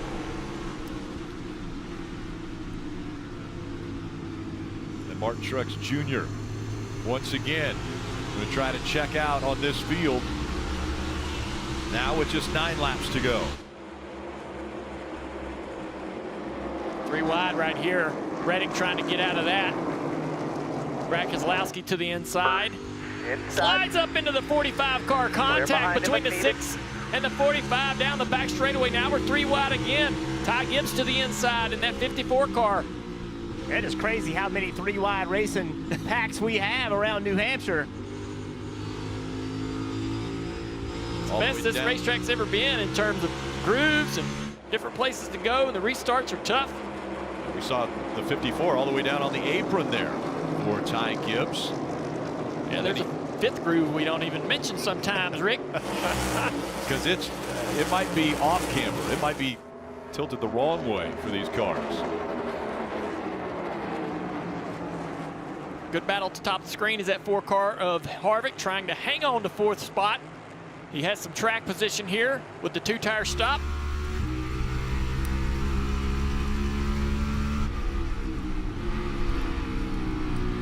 Less than 7 to go in stage 2. Blaney on the inside trying to take the spot away from Harvick. They're going to drag race down the back straightaway, side by side. Harvick inches ahead. Down into the turn, though, I think the 12-car will roll the bottom and clear. He does. Harvick drifts up high, but gets the momentum back as he comes back trying to get to the outside. Just clear is that 12-car across the nose of Harvick. It's so aggressive back there. You have to drive so hard to try to complete a pass. Inside here. Keep it tight. And now Hamlin is able to clear the 4 as well. So Denny Hamlin moves up into that 4th position. 5th position.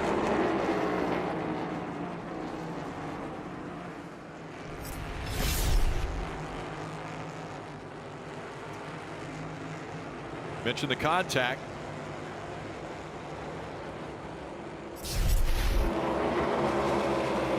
David Wilson from Toyota didn't like that because I think that was Toyota, a Toyota, and a Toyota. Door. It's a good battle right here. Brad Keselowski trying to get around the 23.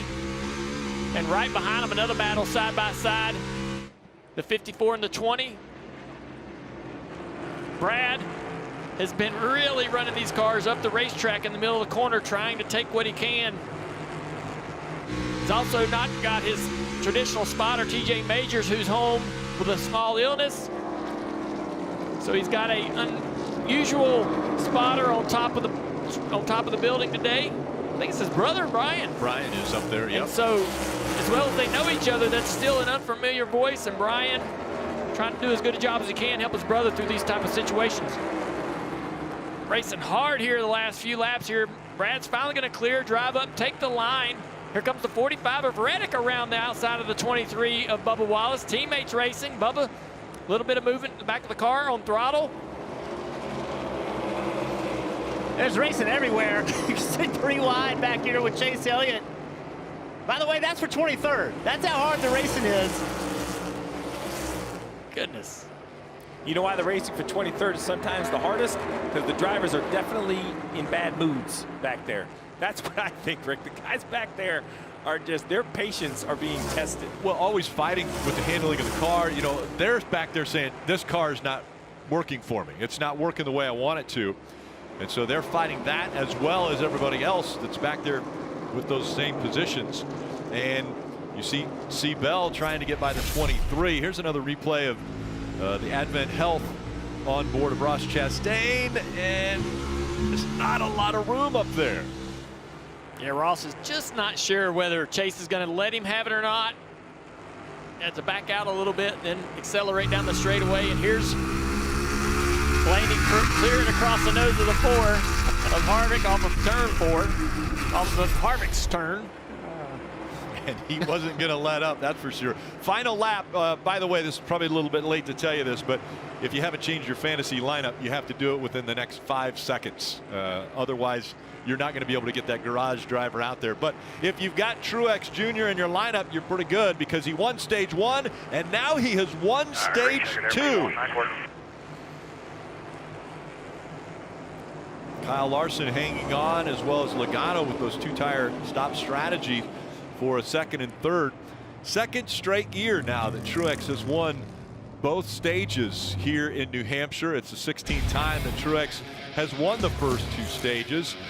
He's only gone on to win 6 times before. Can that change? Well, craziness on pit road, that's coming up when we return.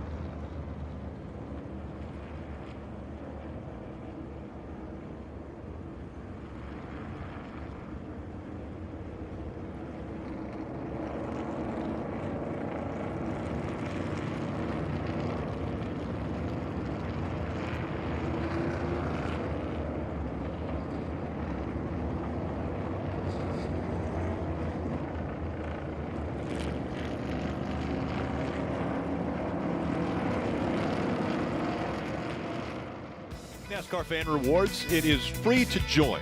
You can earn points all season by watching racing, or answering trivia, playing fantasy, buying race tickets, and more.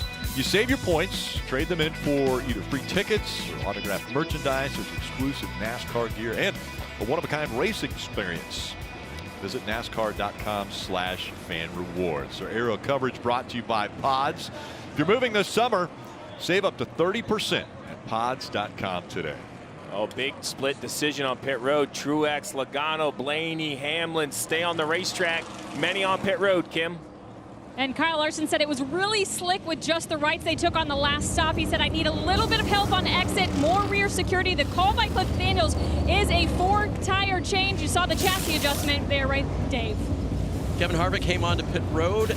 Rodney Childers was screeching past him. What do you think would happen if we put 2 left sides on to match those rights? He said, hard to tell. Marty, we'll know in a minute. Christopher Bell, the 4 fresh Goodyear tires going on. The call by Adam Stevens to come to pit road. But Steve, you called it. There were a ton of cars that stayed out. This could be the fork in the road for this race. Strategy all over the map right now. Yeah, it's going to be interesting to see how it plays out. I will say this gives me anxiety watching. I'm so glad I wasn't down there because right now I think track position matters. But we saw Stenhouse earlier struggle on old tires. It's going to be a lot to figure out here in the next 113 laps.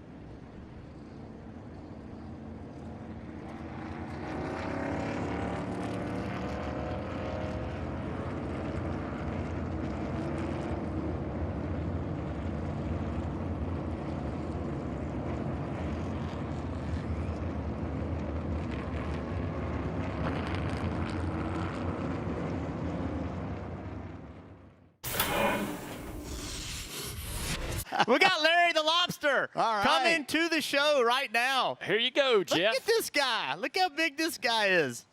He is huge.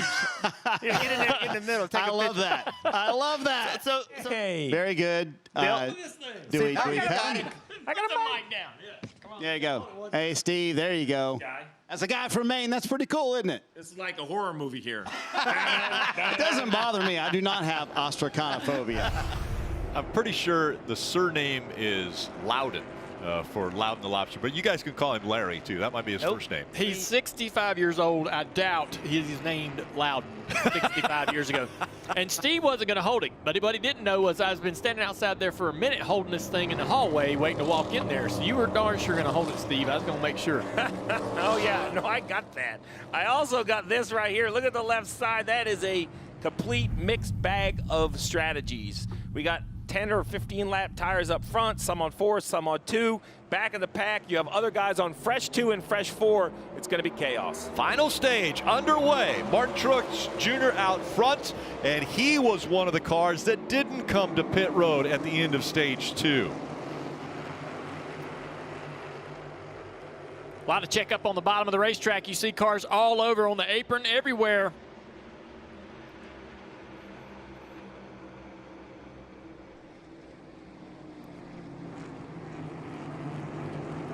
Side by side between Blaney and Logano. Way up the racetrack is Reddick, losing tons of spots in that 45 car, that black 45, at the top of the screen. And we keep talking about Both sides. we keep talking about speed being up there in that high lane, but if you get too high, you get out in the marbles, there's no grip. Christopher Bell trying to recover from the middle of the field in a 3-wide situation. Alex Bowman back up toward the front here. 14 way up the racetrack. comes the 9 of Chase Elliott. I wonder if they've made enough adjustments that he can find his way up to the front. They go way up that track, and you think, man, they're just going to get past easily on the bottom, and they throttle up and come flying off the corner back to the outside of the car. Who's underneath them? Look at the move by Larson in the 5. He was able to get to the inside of that 38 of Gilliland. Well, he's pressing the issue because he knows these new tires are an advantage, but it could level off, and he kind of needs to clear some of this traffic. Now he's inside his teammate, the 9. And you talk about the top lane and the throttling up. That was a perfect example there. The white and black car on the top of 3 wide. That was Gilliland up there.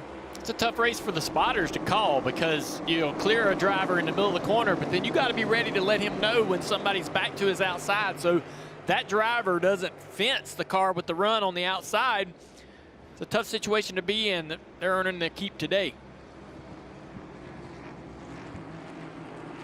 Steve, right call for Martin Truex Jr. to stay out? Absolutely. Best car here in New Hampshire. He's won both stages. You knew there was a bunch of cars that just took the free pass that were going to stay out as we ride on board with Ross Chastain, this Advent Health Cam.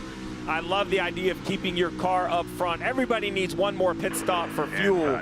So inside now. No fuel advantage. 2 inside now. That can't be a comforting message. That was an interesting shot right there. Ross Chastain looking forward at the 4 of Kevin Harvick. On your bottom. Now Bowman looking to the inside in the 48. As Ryan Preece is down all the way at the bottom of the track. But interesting for Ross Chastain, looking forward seeing Busch Light as the sponsor on the 4. Well, he will have that sponsor. That was the big news throughout the week. Building up to this weekend is that Ross Chastain will have Busch Light as his sponsor in 2024 at Trackhouse Racing after Kevin Harvick retires this season. Now the only question is, are we going to get a watermelon Busch Light? Busch Light? I mean, for sure we're going to have to get one, right? You would think. Denny Hamlin and Brad Keselowski, 2 veterans fighting for position there as Keselowski gets just in front of the Toyota. You can see what happens with Ty Gibbs on the bottom of the racetrack in that black 54 car. If they ever get momentum on the outside of you, it's so hard to overcome it. You want to be on the bottom because you can make passes, but if you get down there and you get tight and the guys around you get on the outside of you, there's no way to defend it. And the 43 of Eric Jones, he gets into the wall. And we've seen a lot of this coming off of turn 2. Looks a lot like Kyle Busch's incident in practice the other day. Just trying to be in the throttle on corner exit, just lose grip. Keep your eyes peeled on this number 5 Valvoline of Kyle Larson. First car off pit road with 4 fresh tires. He has got through traffic relatively cleanly, working on Denny Hamlin right here for the 5th position. And if you're Truex, you want every car behind you to battle Larson. Take some of that tire life out of the 5 car. With 103 to go, the 5 has more grip and more speed, but with every position he battles for, it loses a little bit of that advantage. We mentioned battles all the way around the racetrack. You see the 5 of Larson still aggressive, trying to shortcut as much as he can of this 1 mile flat oval. Yeah, watch what he does. He drives way in the corner and he just stays on that bottom white line. It's so difficult. There's just not as much grip down there. Putting up a great fight, Marty. Great battle back there for 5th between Hamlin and Larson. But how about Brad Keselowski right in front of him, sitting in 4th right now? And yes, brother Brian is spotting for him today.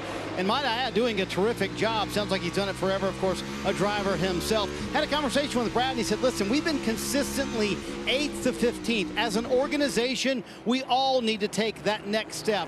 Looks like they've taken it today. Up there in 4th, could he get his first win as an owner driver at a place that he's won before? Looking good so far. Well, and this would be a great one because, you know, the RFK, the R is the Roush. We're clear on that one. Let's not forget the F is the Fenway. Yeah, so if you're going to get a win as a first-time owner, Keselowski, you would love to give your co-owner, the Fenway Group, who's just down the road in Boston, a win in their backyard. 2 times Brad has been to victory lane here in New Hampshire. And here Chris Buescher, also a part of RFK, trying to work his way around the 9, but it looks like the momentum of the 9 is going to keep Chase Elliott out in front.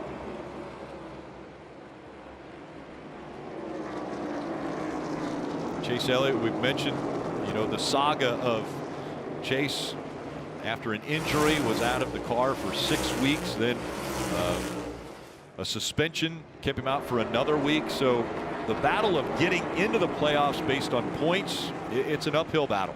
Right now running in the 13th position. A win and you advance. Those opportunities are running out. Although we do have tracks that he is very good at coming up. And I would say Watkins Glen is one of the best. Kim.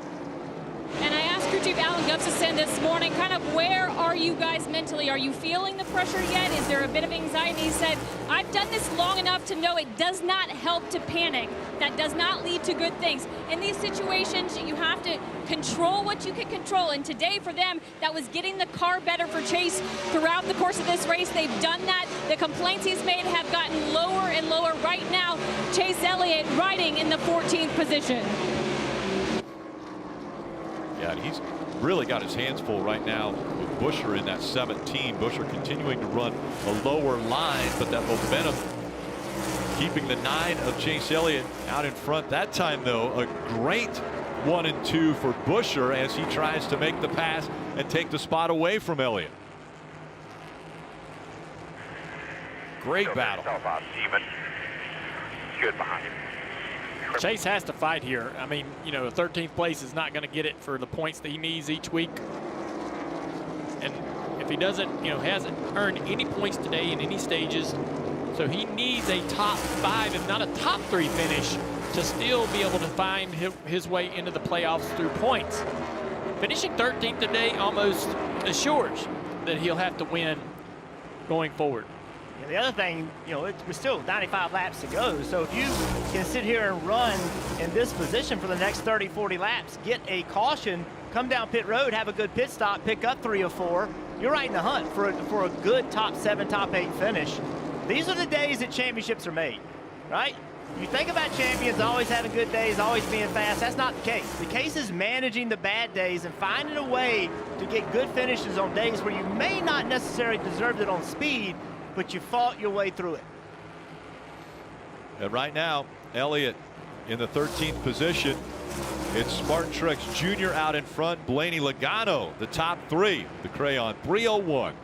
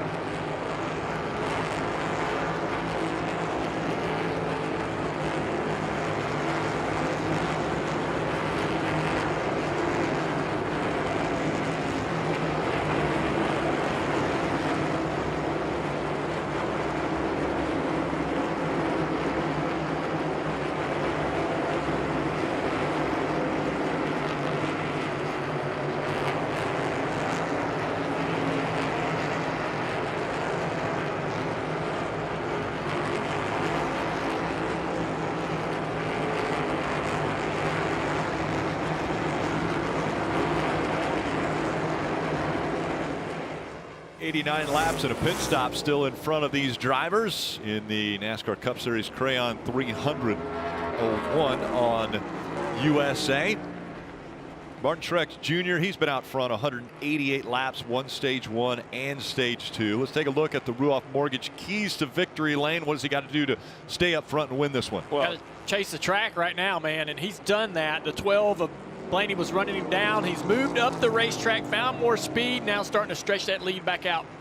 Well, how many tires? I mean, what are you going to do? Is 2 tires going to be enough? 4 tires when you make this final pit stop? It could be under green, and do you split this last run somewhere near the middle? Yeah, shift happens. We have worked hard. We've talked about it over and over and over. We shift every week, and now some guys are not shifting. What is going to be the best late in this race? I think they'll end up shifting. I don't think there's any question about it. Chase Elliott way up the racetrack. And again, Elliott now running in that 13th position. Preece is behind him. Harrison Burton in front of him. Harrison Burton, a great run here, running in the 12th position. Could it be hereditary? Harrison Burton running as well as he's running at this racetrack? I don't know. He runs good at Darlington, too, so maybe. I think it might be. 2 tracks that you were spectacular at. So the interesting thing about the lane choice by Truex to move up the racetrack out of this, traditional line that he's ran all day long, the 12 had to go search, and the 12 actually found some speed. So is the 12 just a better race car because he can run multiple grooves and still chase down this 19? But what they are also doing is, you see the 12 car, they're pushing it further and further and further up the racetrack down here in turn 3 and 4, and we've seen some cars jump that cushion or get into the marbles and the debris up the racetrack and have some trouble. So will be a problem, I think, later in the race as you're trying to find more and more speed and push the car further up the racetrack, getting into the dirty stuff. It's going to be hard to keep it out of the fence. Yeah, the speed of the 12 forced Truex to look for something different. He really was comfortable running where he was running, didn't really want to be up here risking it with 85 to go, but if he just kept doing what he was doing, the 12 was going to get by him. So, Truex is one of the smartest race car drivers in our circuit. There is no doubt about it. Immediately a response to what the 12 car was doing, and now Truex is learning. He knows what his car did on the bottom, middle, early in the race. Now he's learning what it can do on the top. That just makes him increasingly more dangerous. Let's go through the field, brought to you by eBay. Marty? Martin Truex Jr. has been up front for 193 laps today. Just incredible. It's mid-July, and with those laps led today, he's already led more laps this year than he led the entire year in 2022 here in 2023. He's finished 3rd at his favorite racetrack, or one of his favorite racetracks, one of his home racetracks, 3 times. As he said earlier this week, I want this one bad. Can he close it out, Dave? Ryan Blaney has not led a lap yet today. Had this to tell his team. He's really good. Are we too bad either? He said the 19's pretty good, and then he ran that lap and said we're pretty good too. Oh, good. 19 is pretty good. We are pretty good too. Crew Chief Jonathan Hassler liked that. On his last opportunity to pit, remember he stayed out, he took 4 tires. Meanwhile, behind him, his teammate Joey Logano only took 2 right side tires. He did say recently, though, that the balance is starting to come to the 22. Marty? Dave, I asked Matt McCall, the crew chief for Brad Keselowski, earlier today, of all the tracks where Brad might get his first win as an owner driver, where would New Hampshire rank? He said near the top, and you can see it in the numbers as well. He has 4 straight top 10s here. Can he get that first win, though, Kim? Well, you see Kyle Larson in the red and white, and crew chief Cliff Daniels has told me on multiple occasions Kyle is arguably the best raw talent out there, but it's figuring out how to harness that talent given what he needs to perform. Well, today it seems Larson needs some firm direction, Marty, because Cliff has gotten stern on the radio telling Larson to race the racetrack, not mere drive. Tracking down Kyle Larson is Christopher Bell. So after that stop, Adam Stevens said when everyone else didn't stop around them, he said, listen, I think the long run is coming right here. This is going to pay to our advantage. And several times during this run, he has reminded him, we need longevity in the car. Take care of your stuff. Meanwhile, his teammate Denny Hamlin right behind him in 7th is struggling on the short runs, especially. Listen on the radio. Key rate. Do the best you can. Calm down. Get back focused. Not really sure what to do here, Fred. 10-4. This is no changes from the last stop, so it's 2 cycles that could be messing with us. Denny has 3 New Hampshire wins, but none with Chris Gabehart, who told me this morning, I want to watch Denny kiss that lobster, but he has a lot of work to do to get it there, Kim. Well, Chase Briscoe had a crew chief change a few weeks ago. Richard Boswell on the box, and Chase told me it's definitely been a change in team dynamics, the way we communicate and prepare. And he said, I've been held way more accountable over the last 3 or 4 weeks. That accountability can lead to performance. We're hoping to capitalize that. Chase Briscoe currently saying just a little bit tight, but overall feels good in the 8th position. Marty? Kim, in the media center earlier this week, Bubba Wallace was very candid, and he said, listen, it's a reflection moment for us on the 23 team. Too many mistakes have put us too close to the cut line, and that's not where we want to be at one of their better racetracks here at New Hampshire. And today, I would say they have not only executed, which he said we need to do a better job of, they have persevered. Remember that brake shake issue? Bubba has fought through it all day long, and here he is losing that spot, Dave, to Kevin Harvick, but still in the top 10. Yep, sees the reflection of Harvick's bumper now as he moves back to 9th position. Remember, Harvick came into today still the highest in points without a win on the season. Thinking he can get that before the playoffs, but today it's going to be tough. He stopped the last time on pit road, 4 fresh tires, has been the fastest car on track a few times, Rick, recently. Thanks, Dave. Well, this is the 3rd Monday race already this year. And those 2 drivers right there have been to victory lane at the other 2 Monday races.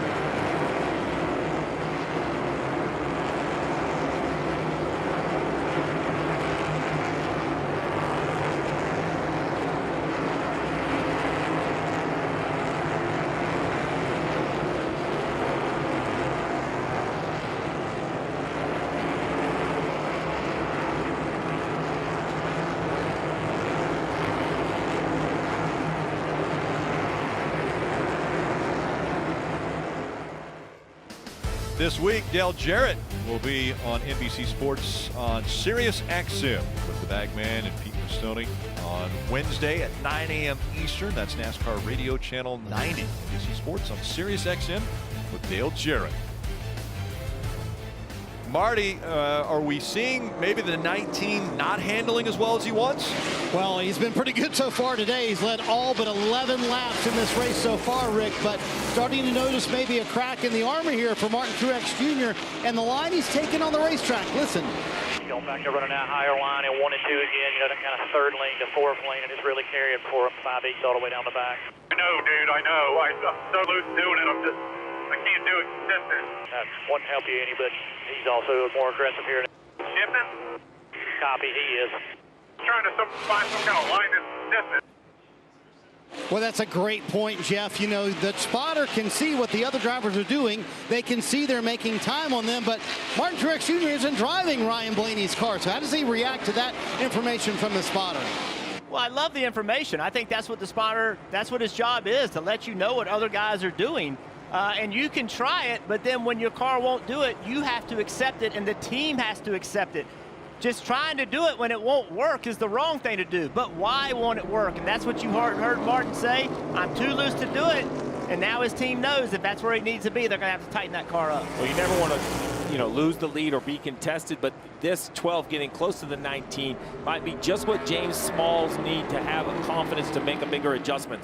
When you dominate 208 laps led by Martin Truex Jr., it's hard to dial yourself out if you don't think anyone's caught you.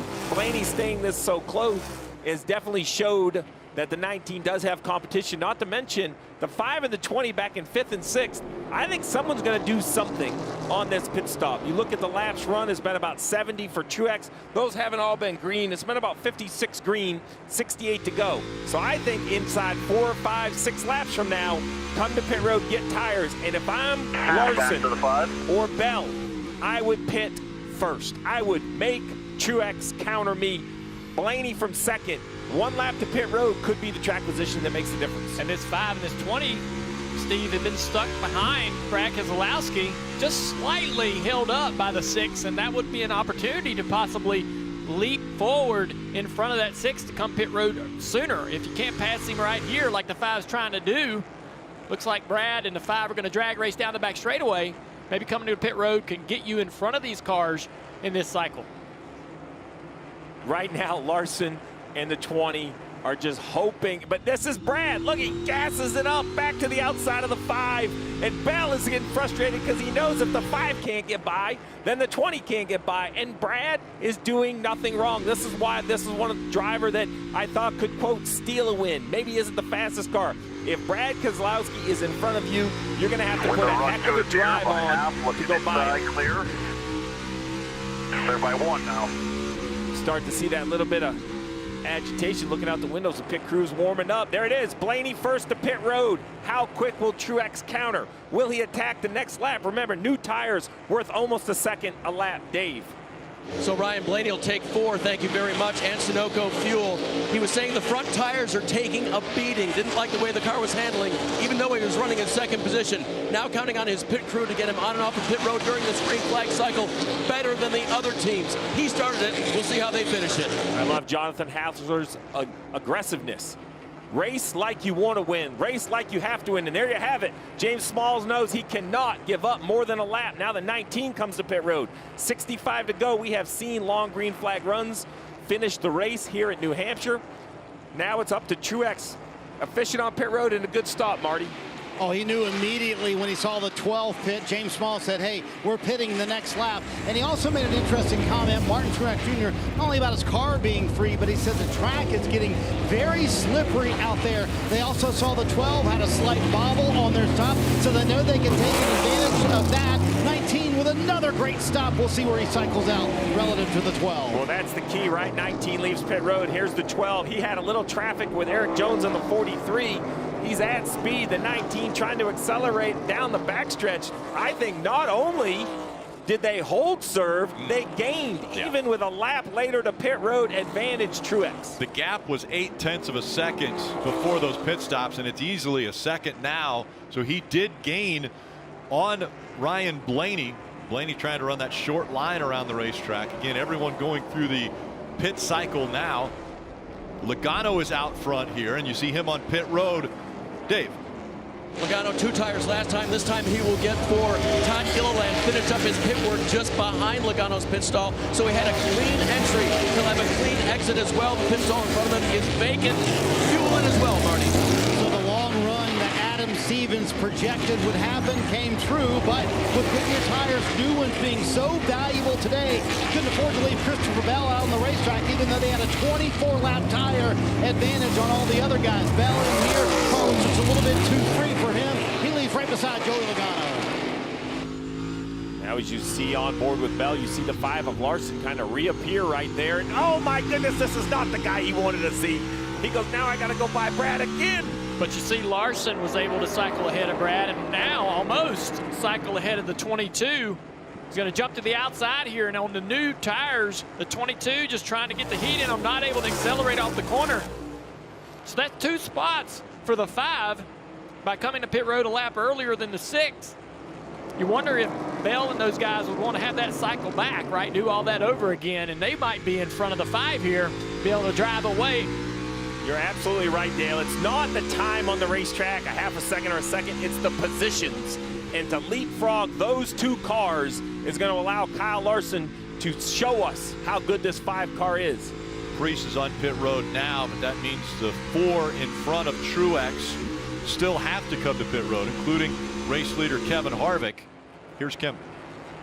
And Ryan Priest in that 41 car has been complaining all race long, said it feels like I'm on a roller coaster, almost like I'm riding a bull, so that handling not great for Ryan Priest.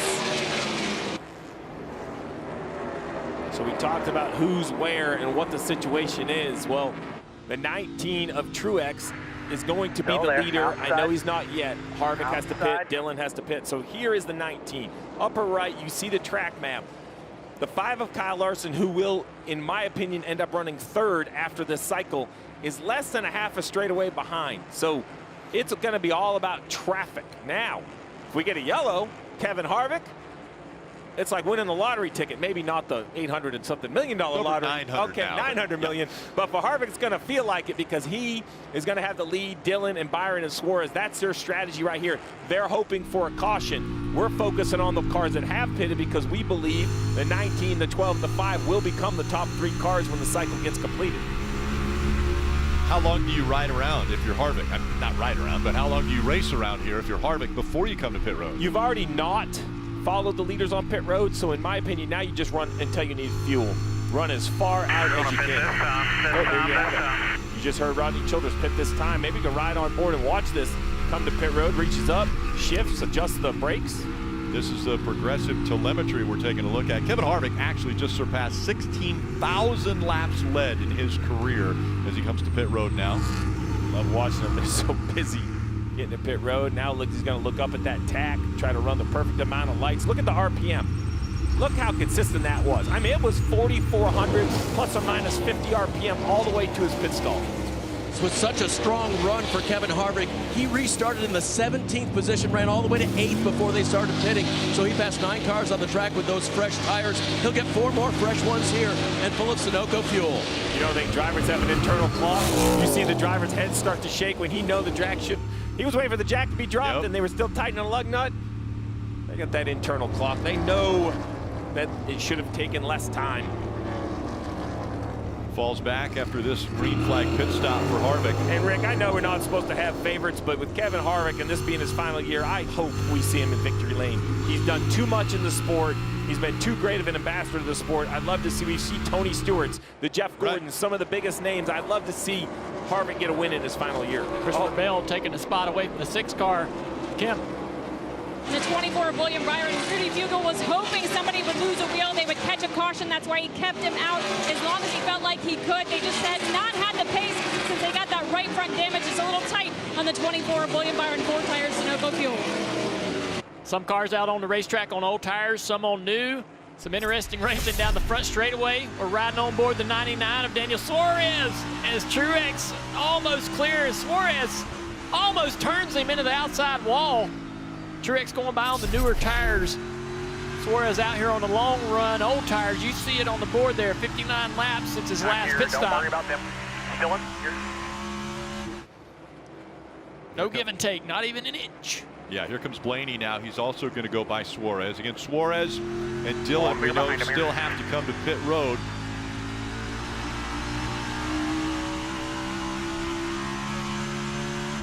"75 laps since Austin Dillon was on pit road."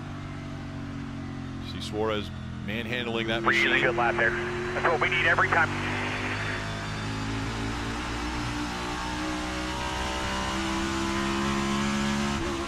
You remember Austin Dillon, he won a year ago at Daytona in big fashion to make the playoffs. Well, with the huge points penalty they had earlier in this year, it's win. win or you don't make it. I mean, the 3 of Austin Dillon is not going to make it on points. I think everybody can accept that. I mean, he's 143 behind, and while math probably says he, in theory, can, reality says he's not going to gain 143 points in basically 12 spots in 7 weeks. So he knows he has to win a race, and that's what you see right here. You see the crew chief Keith Rodden saying, how can I win? How can I get lucky? This is it. Run as long as you can and just hope you get a yellow, hope things fall your way. I mean, it was a 20-car pileup at Daytona that he snaked his way through to get into the playoffs last year. What kind of frustration is Austin Dillon facing because his teammate has already been to victory lane a couple times this year? Well, it can be frustration, or you can also look at it as a huge opportunity. For a long time, RCR perhaps wondered what was beating them. Tyler Reddick a year ago showed that they can win, and RCR has proven this year they have winning equipment with Kyle Busch. I think Keith Rodden, longtime crew chief, longtime employee in the Chevy camp between Hampshire Motorsports and now RCR. You know, he knows. He's worked in big organizations. He was around HMS for the Jimmy Johnson years and some of these dominant seasons, and I think he's going to keep Austin on the right track and understand that, you know, when we compare Austin Dillon to Kyle Busch, it's a little unfair because that guy he's getting compared to, in my opinion, is going to be a first ballot Hall of Famer. Definitely. Looking back from Harvick, and again, Harvick came to pit road most recently on lap 245. He's running 17th. Here's a battle for 5th. Yeah, the 99's just trying to run long here and losing a spot here and there pretty easily to these cars on new tires. So Suarez and Dillon hanging on up in the top 6. Austin Dillon out in front. We'll see if he can get a caution.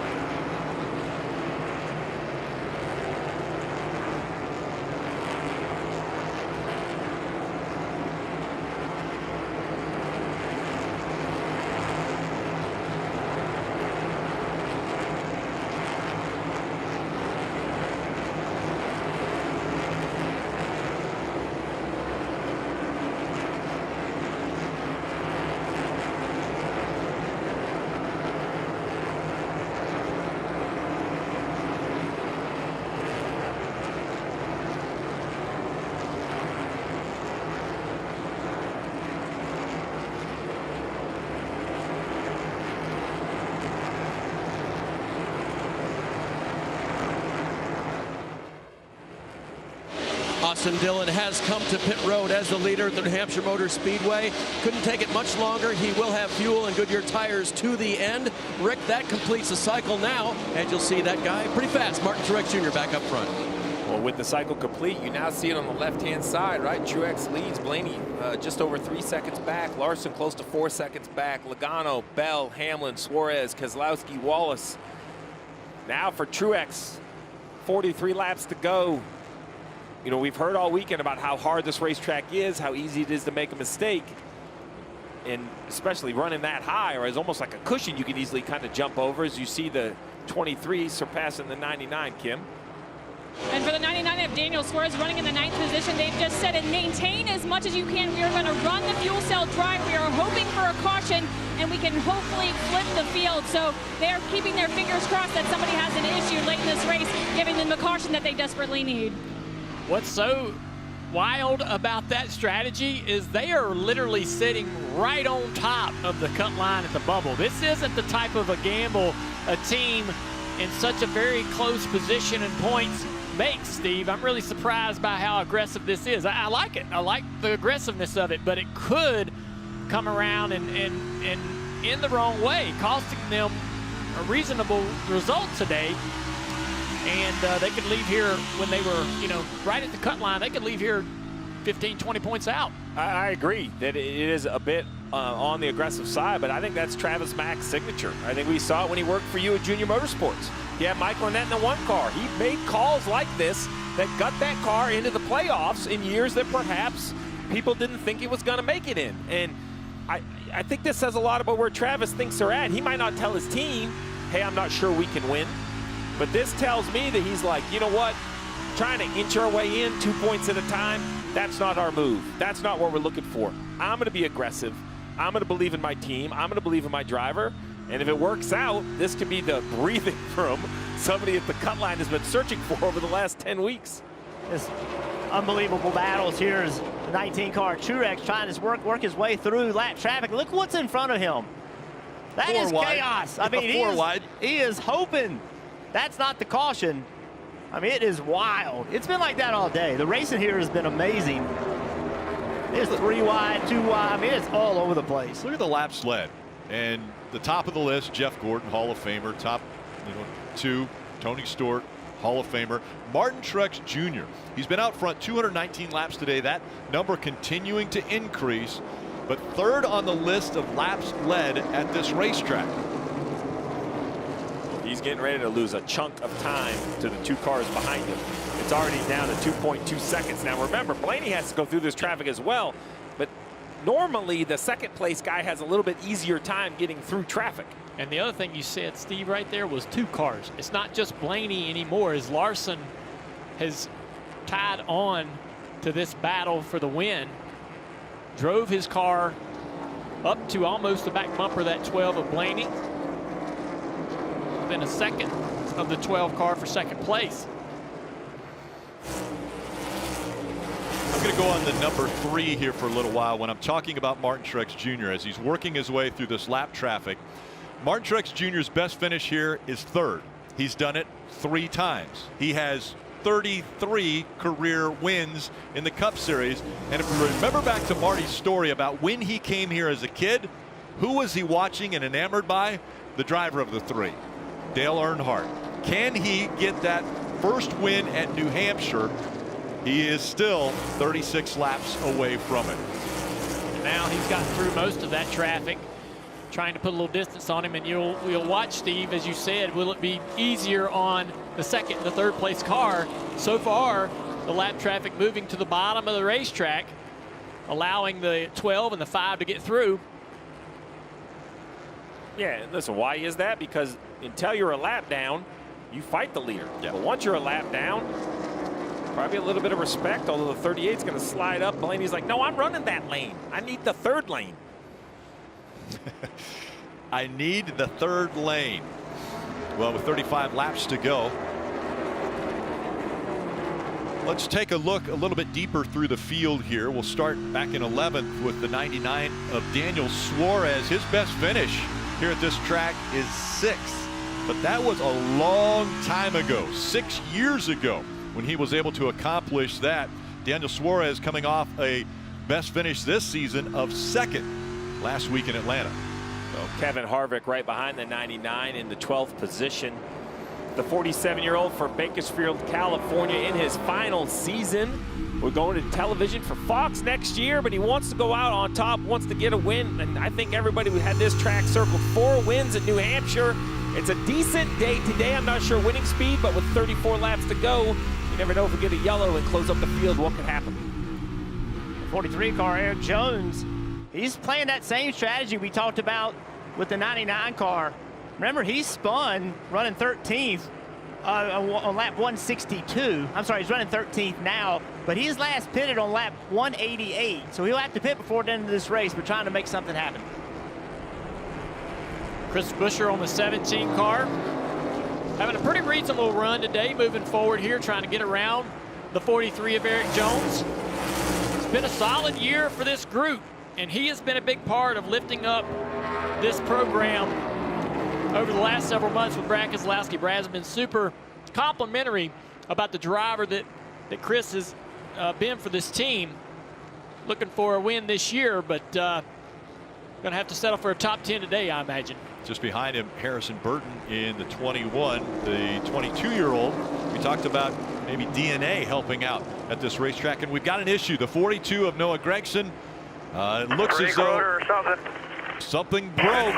Yeah. Bring it back to pit road. It's under yellow. He said brake rotor or something. Remember, this is a driver that had brake issues at St. Louis and actually caused him to miss races after that wreck at St. Louis. So we just heard on the radio a brake rotor again. We'll have to get a little bit more information to see if he's correct. But you can see big damage to right the front or something. There you go, either a tire or a rotor. He knows something failed on the 42 car. Yeah, that wheel is about to come off. Yeah, so you can see the concrete or the paint from the safer barrier in the lip of the wheel, which tells me that he hit the wall very, very hard. Let's take a look at it, guys. You see he's heading down into the corner. You see the right front just dropped, and the car would not turn at that point. So certainly the right front's down right there. Now it's never going to turn. He thinks it might have broken a rotor. Well, he was just off pit road at lap 266. So that was like 5 laps ago. So you wonder if the new tire, let's watch this. I mean, for sure something on the right front goes down, right? Whether it's the tire or a rotor causes the tire or it's just a flat tire, you know, could there have been something that happened on the pit stop that damaged the valve stem and a slow leak on the wheel? Either way, a right front issue for the 42. Normally, if it's a rotor, we'll see things fly through the hood. We'll see a big explosion on the right front fender, etc., Steve. Don't really see that in this case. Guys, I'm pretty sure on one of the first replays I saw the ring, the lug come off. I think the wheel came off. Well, so the other thing that can happen, to Rick's point, is if the lug nut does come loose, the wheel can, there you go. So if that's the wheel nut, what happens is the wheel comes off the hub enough that the brakes, we showed you earlier in the animation how close the brakes are to the aluminum wheel. At 140 miles an hour, that is basically like putting it in a machine shop. That brake rotor cuts right through the aluminum wheel and takes all the air out right away. So that might have been exactly what happened, Rick, right? Is the... Right there. Oh, yeah. So, first of all, tight wheel nuts don't come off even after hitting the wall. Makes no difference. The impact won't change it. So, Rick, I think you're absolutely right. I would say that the wheel came loose, made contact, cut through the wheel. That's why we had a flat tire straight into the fence for the 42. Unfortunate for Noah Gragson. The 5 had just gotten around the 12 of Blaney. Well, now it's decision time, right? What do you do? Most of the leaders have about 34 laps on your tires. We've seen 2 tires be an option. Will somebody think 2 tires in track position will get the win with 29 to go? 4 tires, do you think you have to have them to win with 29 to go? I believe pit road is going to be busy because I do think you're going to have to come and put some fresh Goodyears on, Dave. So Ryan Blaney was told the call is orange. He said, oof, I was thinking something different, but I could go with that. This may be 2 tires to Blaney, Kim. Well, Cliff Daniels on the 5 car said, I'm thinking of Beaver Creek. So that was the call. Kyle said nothing about the car, just said, I need a drink of water if we have time. No time, though, because 2 tires, Marty, for the 5 car. When the caution came out, you could hear the dejection in James Small's voice. He said, well, that was pretty much our worst case scenario. Right sides only for James Small and Martin Truex Jr. trying to close one out in New Hampshire. They've never been able to do it. Well, all the leaders take 2 tires, unfortunately for Ryan Blaney. Penalty coming up. Clean pit stop, but watch as he leaves. The tire changer doesn't leave. He drives over the hose, running over equipment. Penalty coming for Ryan Blaney.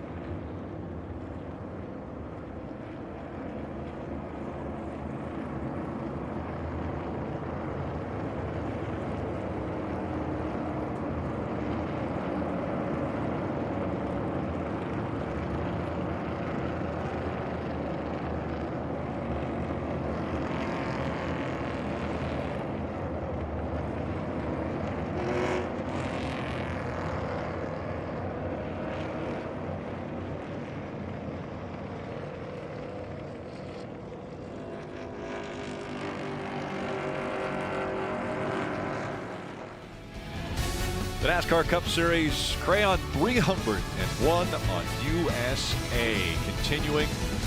And I think, speaking of continuing, the intensity continues to pick up as the number of races go down. Next week, it's Pocono. Restarts at Pocono are a bit stressful. Way up the racetrack, the leader, Kyle Busch, the 18, losing several spots. Turn one's very inviting to go 4, 5, 6 wide. You want to get as much as you can right then and there when everybody's all grouped up together. They lean on each other a little bit. Chastain, oh! Spotter really can't tell how many wide you are. When you get to that certain point, he's like I can't tell. It's on you. You look like you're 4 wide. Who hit us? But I'm not sure. I can't see him. Cannot see if there's any debris. Definitely need to position yourself based on the idea that chaos is going to ensue. If not, you're probably going to end up wrecked. Another big weekend coming up for NASCAR on Saturday on USA. It's Countdown to Green at 5 o'clock. Xfinity Series Racing 5:30. NASCAR America post-race show after the race. And then Sunday, Countdown to Green at 2. At 2:30. And once again, NASCAR America post-race show on Peacock right after the checkered flags fly. So we talked a lot about pit stops. We saw Blaney. He absolutely had the penalty for running over equipment, but Kevin Harvick, Austin Dillon did not come to pit road. Remember, Dillon was probably the last car to pit, has pretty fresh tires. This restart could get stacked up. 24 laps to go. And already Harvick jumps out in front, and here comes Martin Truex Jr. That's really what Truex wanted to see. He wanted to see that 3 car not get a good launch. That allowed him easily to turn left with better tires on the 4 car. Here comes the 22 of Logano trying to get around the 4 as well. Briscoe he actually hit the back end of the 5 of Larson. And they're being very aggressive on this restart. 2 and 3 wide back there. Coming to just over 20 laps to go, Rick. All chips are in. So you got what you got. Got to go out there and try to make it happen. So a lot of banging around here. The 5-car Larson now trying to get by the 4. Harvick throttles up off of turn 2 down the back straightaway. Holding on to that 3rd spot is Kevin Harvick. Fighting behind him, very close there. Larson just in front of the 3 of Austin Dillon. Reddick in the 45. Reddick gets by now. Austin Dillon had to check up big right there not to wreck the 5-car.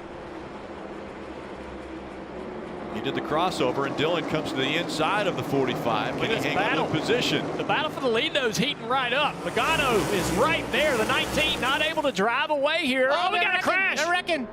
The 48. On the back stretch, Alex Bowman in front of it. Everybody gathers it up, but the caution's out.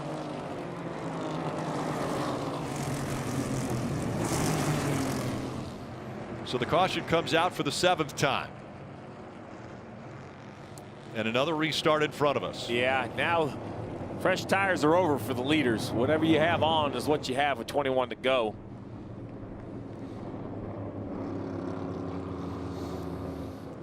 '19 and 22. Couple New Englanders up front, but it was right here, the fight for real estate. And into the back of the 48 was the 54 of Gibbs.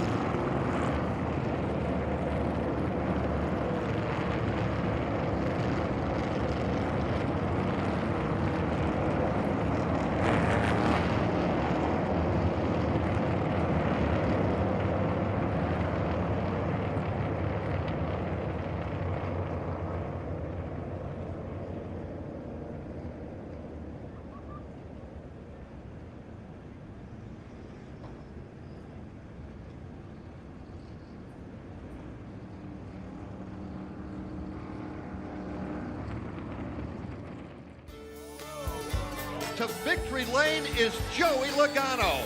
Kyle Busch will win at New Hampshire. Kevin Harvick has done what he needed to do this afternoon. Yeah! Yes, sir, DH is what I'm talking about.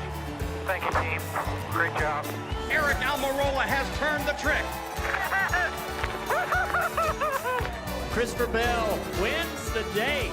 Look at him. Look at him. As big as he is. The Lobster awaits whoever makes it to victory lane today. Will it be Martin Truex Jr. who would do it for the first time in a Cup car, or could it be a repeat for Logano or Harvick? Loudon the Lobster right there. It's Larry. Larry. Okay, you can rename it whatever you want. Take a look at what happened just moments ago. You can see Ty Gibbs, Alex Bowman, Alex up the racetrack. Then underneath them, essentially it's 4 wide and just not enough room. 54 into the left rear quarter panel of Bowman. I don't know how this wasn't a bigger wreck. I mean, this happened. Look how many cars are behind this. Bowman did an incredible job of saving that. And Bowman's not happy. You know, he just got run in the left rear quarter panel. Riding on board the 99 here, Daniel Suarez, as he tries to avoid.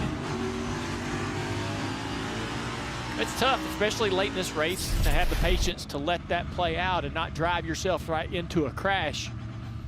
All those drivers doing an amazing job, and you have to think about the 48 car and what damage he has to the left front from the contact of Eric Jones. Dave.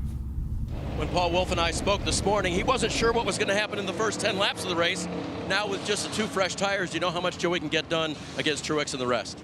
Well, like I said, you know, the Shell Pennzoil Ford, we've came here this weekend trying something new, trying to maybe a little more out of our comfort zone.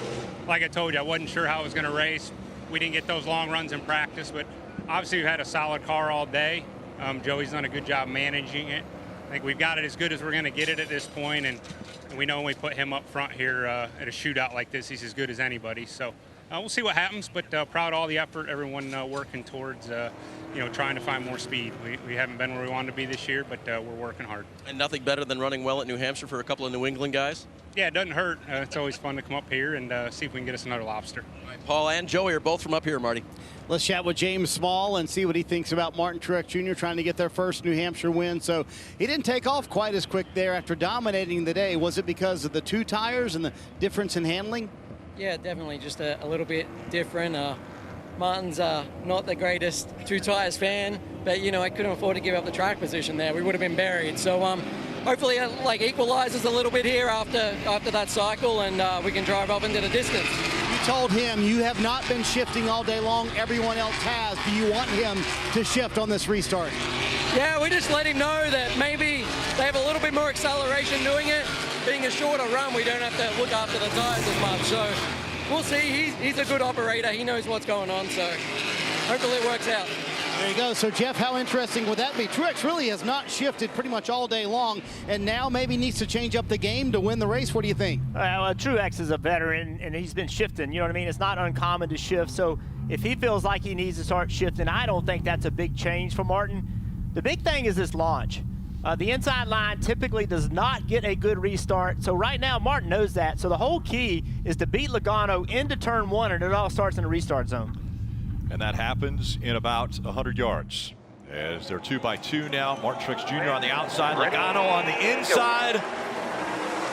Logano not as good a restart as we saw out of the 19. Truex Jr. clears him by a car length. Chase Briscoe to the inside of a 5 car back there, not going to be able to make that work. Larson accelerates. Look at Harvick on the outside, back into 30. He's going to have a run on Joey down the back straightaway. He stays in line. Reddick all the way on the bottom of the racetrack.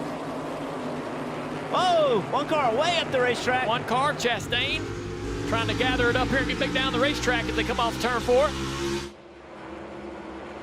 Top 2 separating themselves now as it's 3 wide back here with Keselowski on the inside. Austin Dillon on the top of the racetrack, really making it hard for all of these guys on the inside to finish the throttle and get acceleration off the corner on the bottom. So tough to do. Oh, almost contact right there and back up front. The battle for the lead still tight between the 22 and Logano. That and the car 19. Yep, separating the two. The 19 of Martin Truex Jr. out front. 14 laps remain. Truex up the racetrack, trying to take the line away from Logano, trying to find some extra speed up there. We heard James Small mention, I hope that they've equalized as far as the difference between 2 tires and 4 tires so that he can pull away, but he hasn't put a dominant performance on the 22. Oh, the 20's hard in the wall. Christopher Bell, big contact with the right rear and the right front. That car is done. Stay down there. And you look at the damage to the right rear.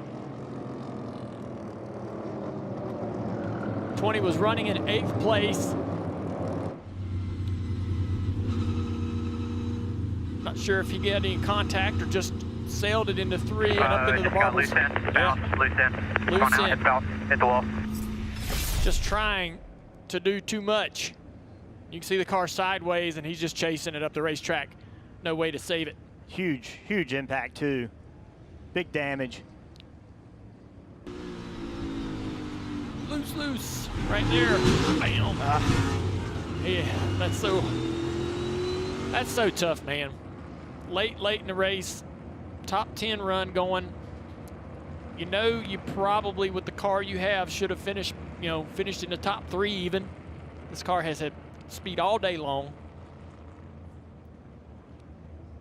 And now you're going to have a terrible result. I mean, the emotions and frustrations from that, tough to deal. Watch the driver here. He's looking at the wall. Hands flying off the steering wheel. Just a lot going on in there. And you see, he did a great job of standing in the gas right here, trying all he could to keep it from impacting the wall any harder than it was going to, but it happened so late in the corner, there's no way to get it slowed down, really. It was this race last year that Christopher Bell really started things off as his run for the championship for. Let's listen in on the 19 radio now. Hell of a D-wreck. You just lost it, man. Lost it on entry to 3 and backed it in. You should have a company policy that says when one of our teammates leaves, don't crash by yourself. And the only reason Martin's saying that is because he feels like that he had finally found that rhythm he was looking for and was finally starting to put some distance between him and the 22. He moved up the racetrack and took Joey's line away, and now Joey was having to recreate something back there trying to find that speed to close the gap. And we understand the frustration having a teammate wreck, but Christopher's out there racing too. He's trying to get the best finish he can, and the only way you can is by pushing hard. And Monday there'll be a suggestion box at Joe Gibbs Racing, and we'll see if Martin will go with that suggestion.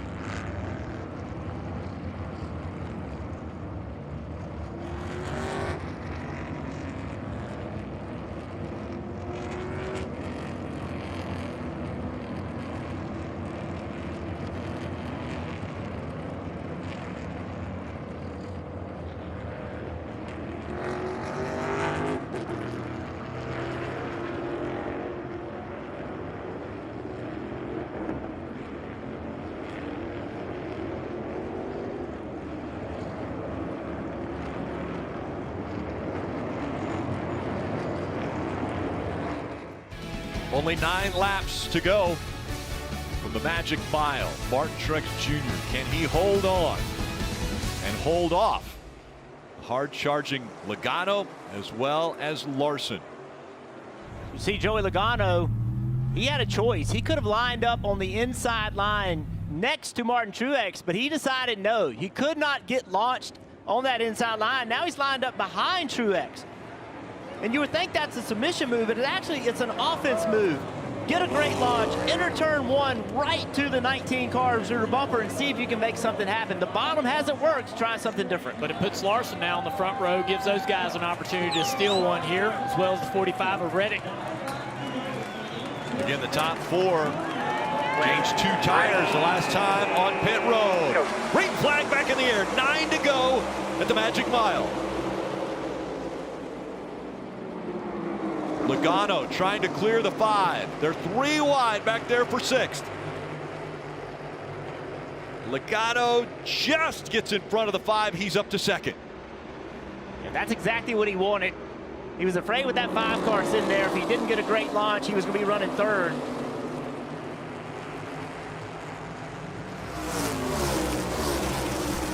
Everyone using this racetrack up all the way from the double white line to almost the wall. And now there's Austin Dillon. Was down on the apron when he entered the turn, 4 wide. Brad Keselowski in the 6, and it looks like the 45's fighting something. Tyler Reddick fighting the wheel as he was entering 3.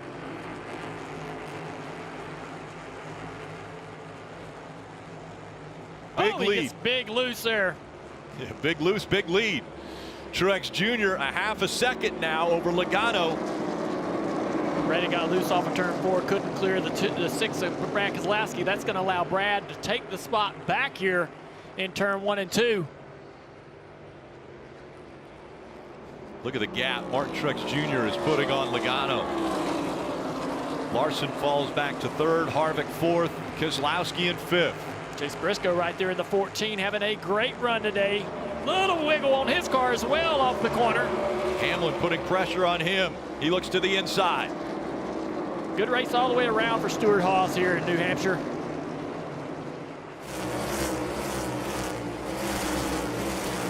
Reddick doing the crossover move. Comes to the inside of the 3 of Dillon. Dillon side drafted him down the back straightaway. Dillon back to the inside here, trying to get there. Can't do it. Denny takes a spot away from Briscoe behind them. Ross Chastain on the outside. Gilliland and Harrison Burton door to door for position. And those two trying to stay in front of the 24, but William Byron trying to surge ahead on that outside line. Denny Hamlin up the racetrack with the 3 of Austin Dillon. Here comes Briscoe to the inside, 3 wide momentarily off of turn 4. Dillon just cannot clear that 11 to run the line he wants. Contact made behind there. Lock up left front tire, Rick. The 14 up the racetrack, almost into the side of Bubba Wallace. Under 4 laps to go.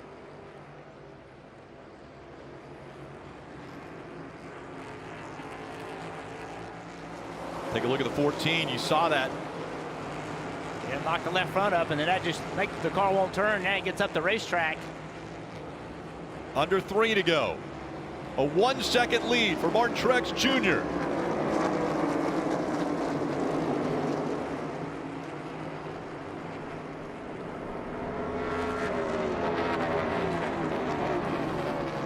Logano now 6 car lengths behind Martin Truex Jr. Coming up on 2 laps to go. 2 last lap, 2 to go. Ty Gibbs in trouble off turn 4. He was up against the wall. He keeps it going, and we stay green.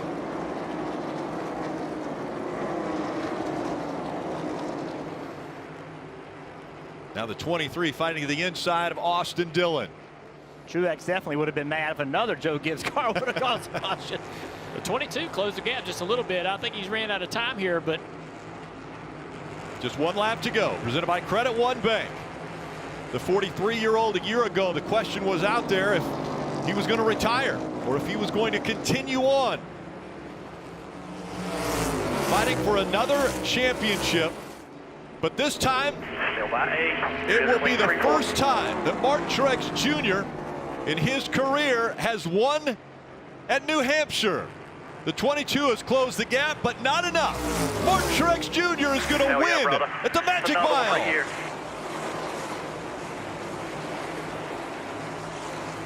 Oh, we got that damn lobster. Hell yeah, boy. For years, Martin Truex Jr. would be on his dad's fishing boat, and I'm sure he's pulled a lot of lobster out of the waters around this area. And now his trophy will be that lobster in Victory Lane. 34 wins now for Martin Truex Jr.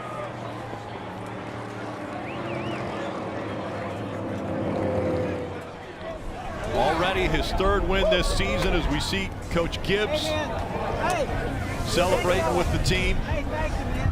Thank you. Appreciate that a lot. Way to stay after it. Hey, big year for us coming up. Father, just thank you for this. We want to honor you with it. Thank you for letting us do this. We pray that we will give you this day. In our name we pray. Amen. Winning prayer for the team. And we take a look at checkered flag moment brought to you by Advance Auto Parts.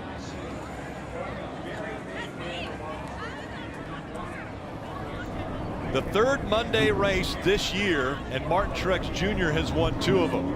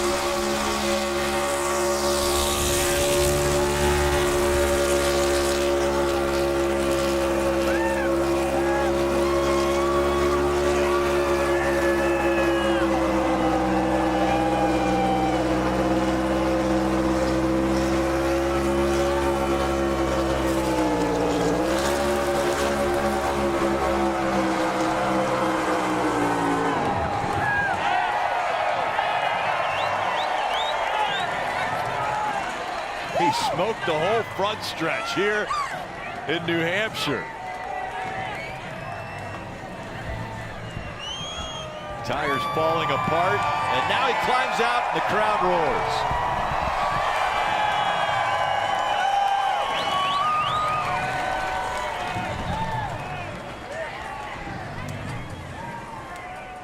Rick, at a place where he spent so much time as a kid, after 3 third-place finishes here at New Hampshire Motor Speedway, Martin Truex Jr. is finally winner here in New Hampshire. This one will be celebrated by the entire Truex family. Martin, is there a win you wanted more than this one? I don't think so. I mean, what we've been able to do here over the years is pretty remarkable, and to not win was really getting frustrating. You know, James and I talked about it many times. We thought about it all weekend. You know, talked about it with Christopher before the race. He's like, man, you've led more laps here than I've ever been even raced in Cup. But just really awesome job by everybody. What a race car we had today.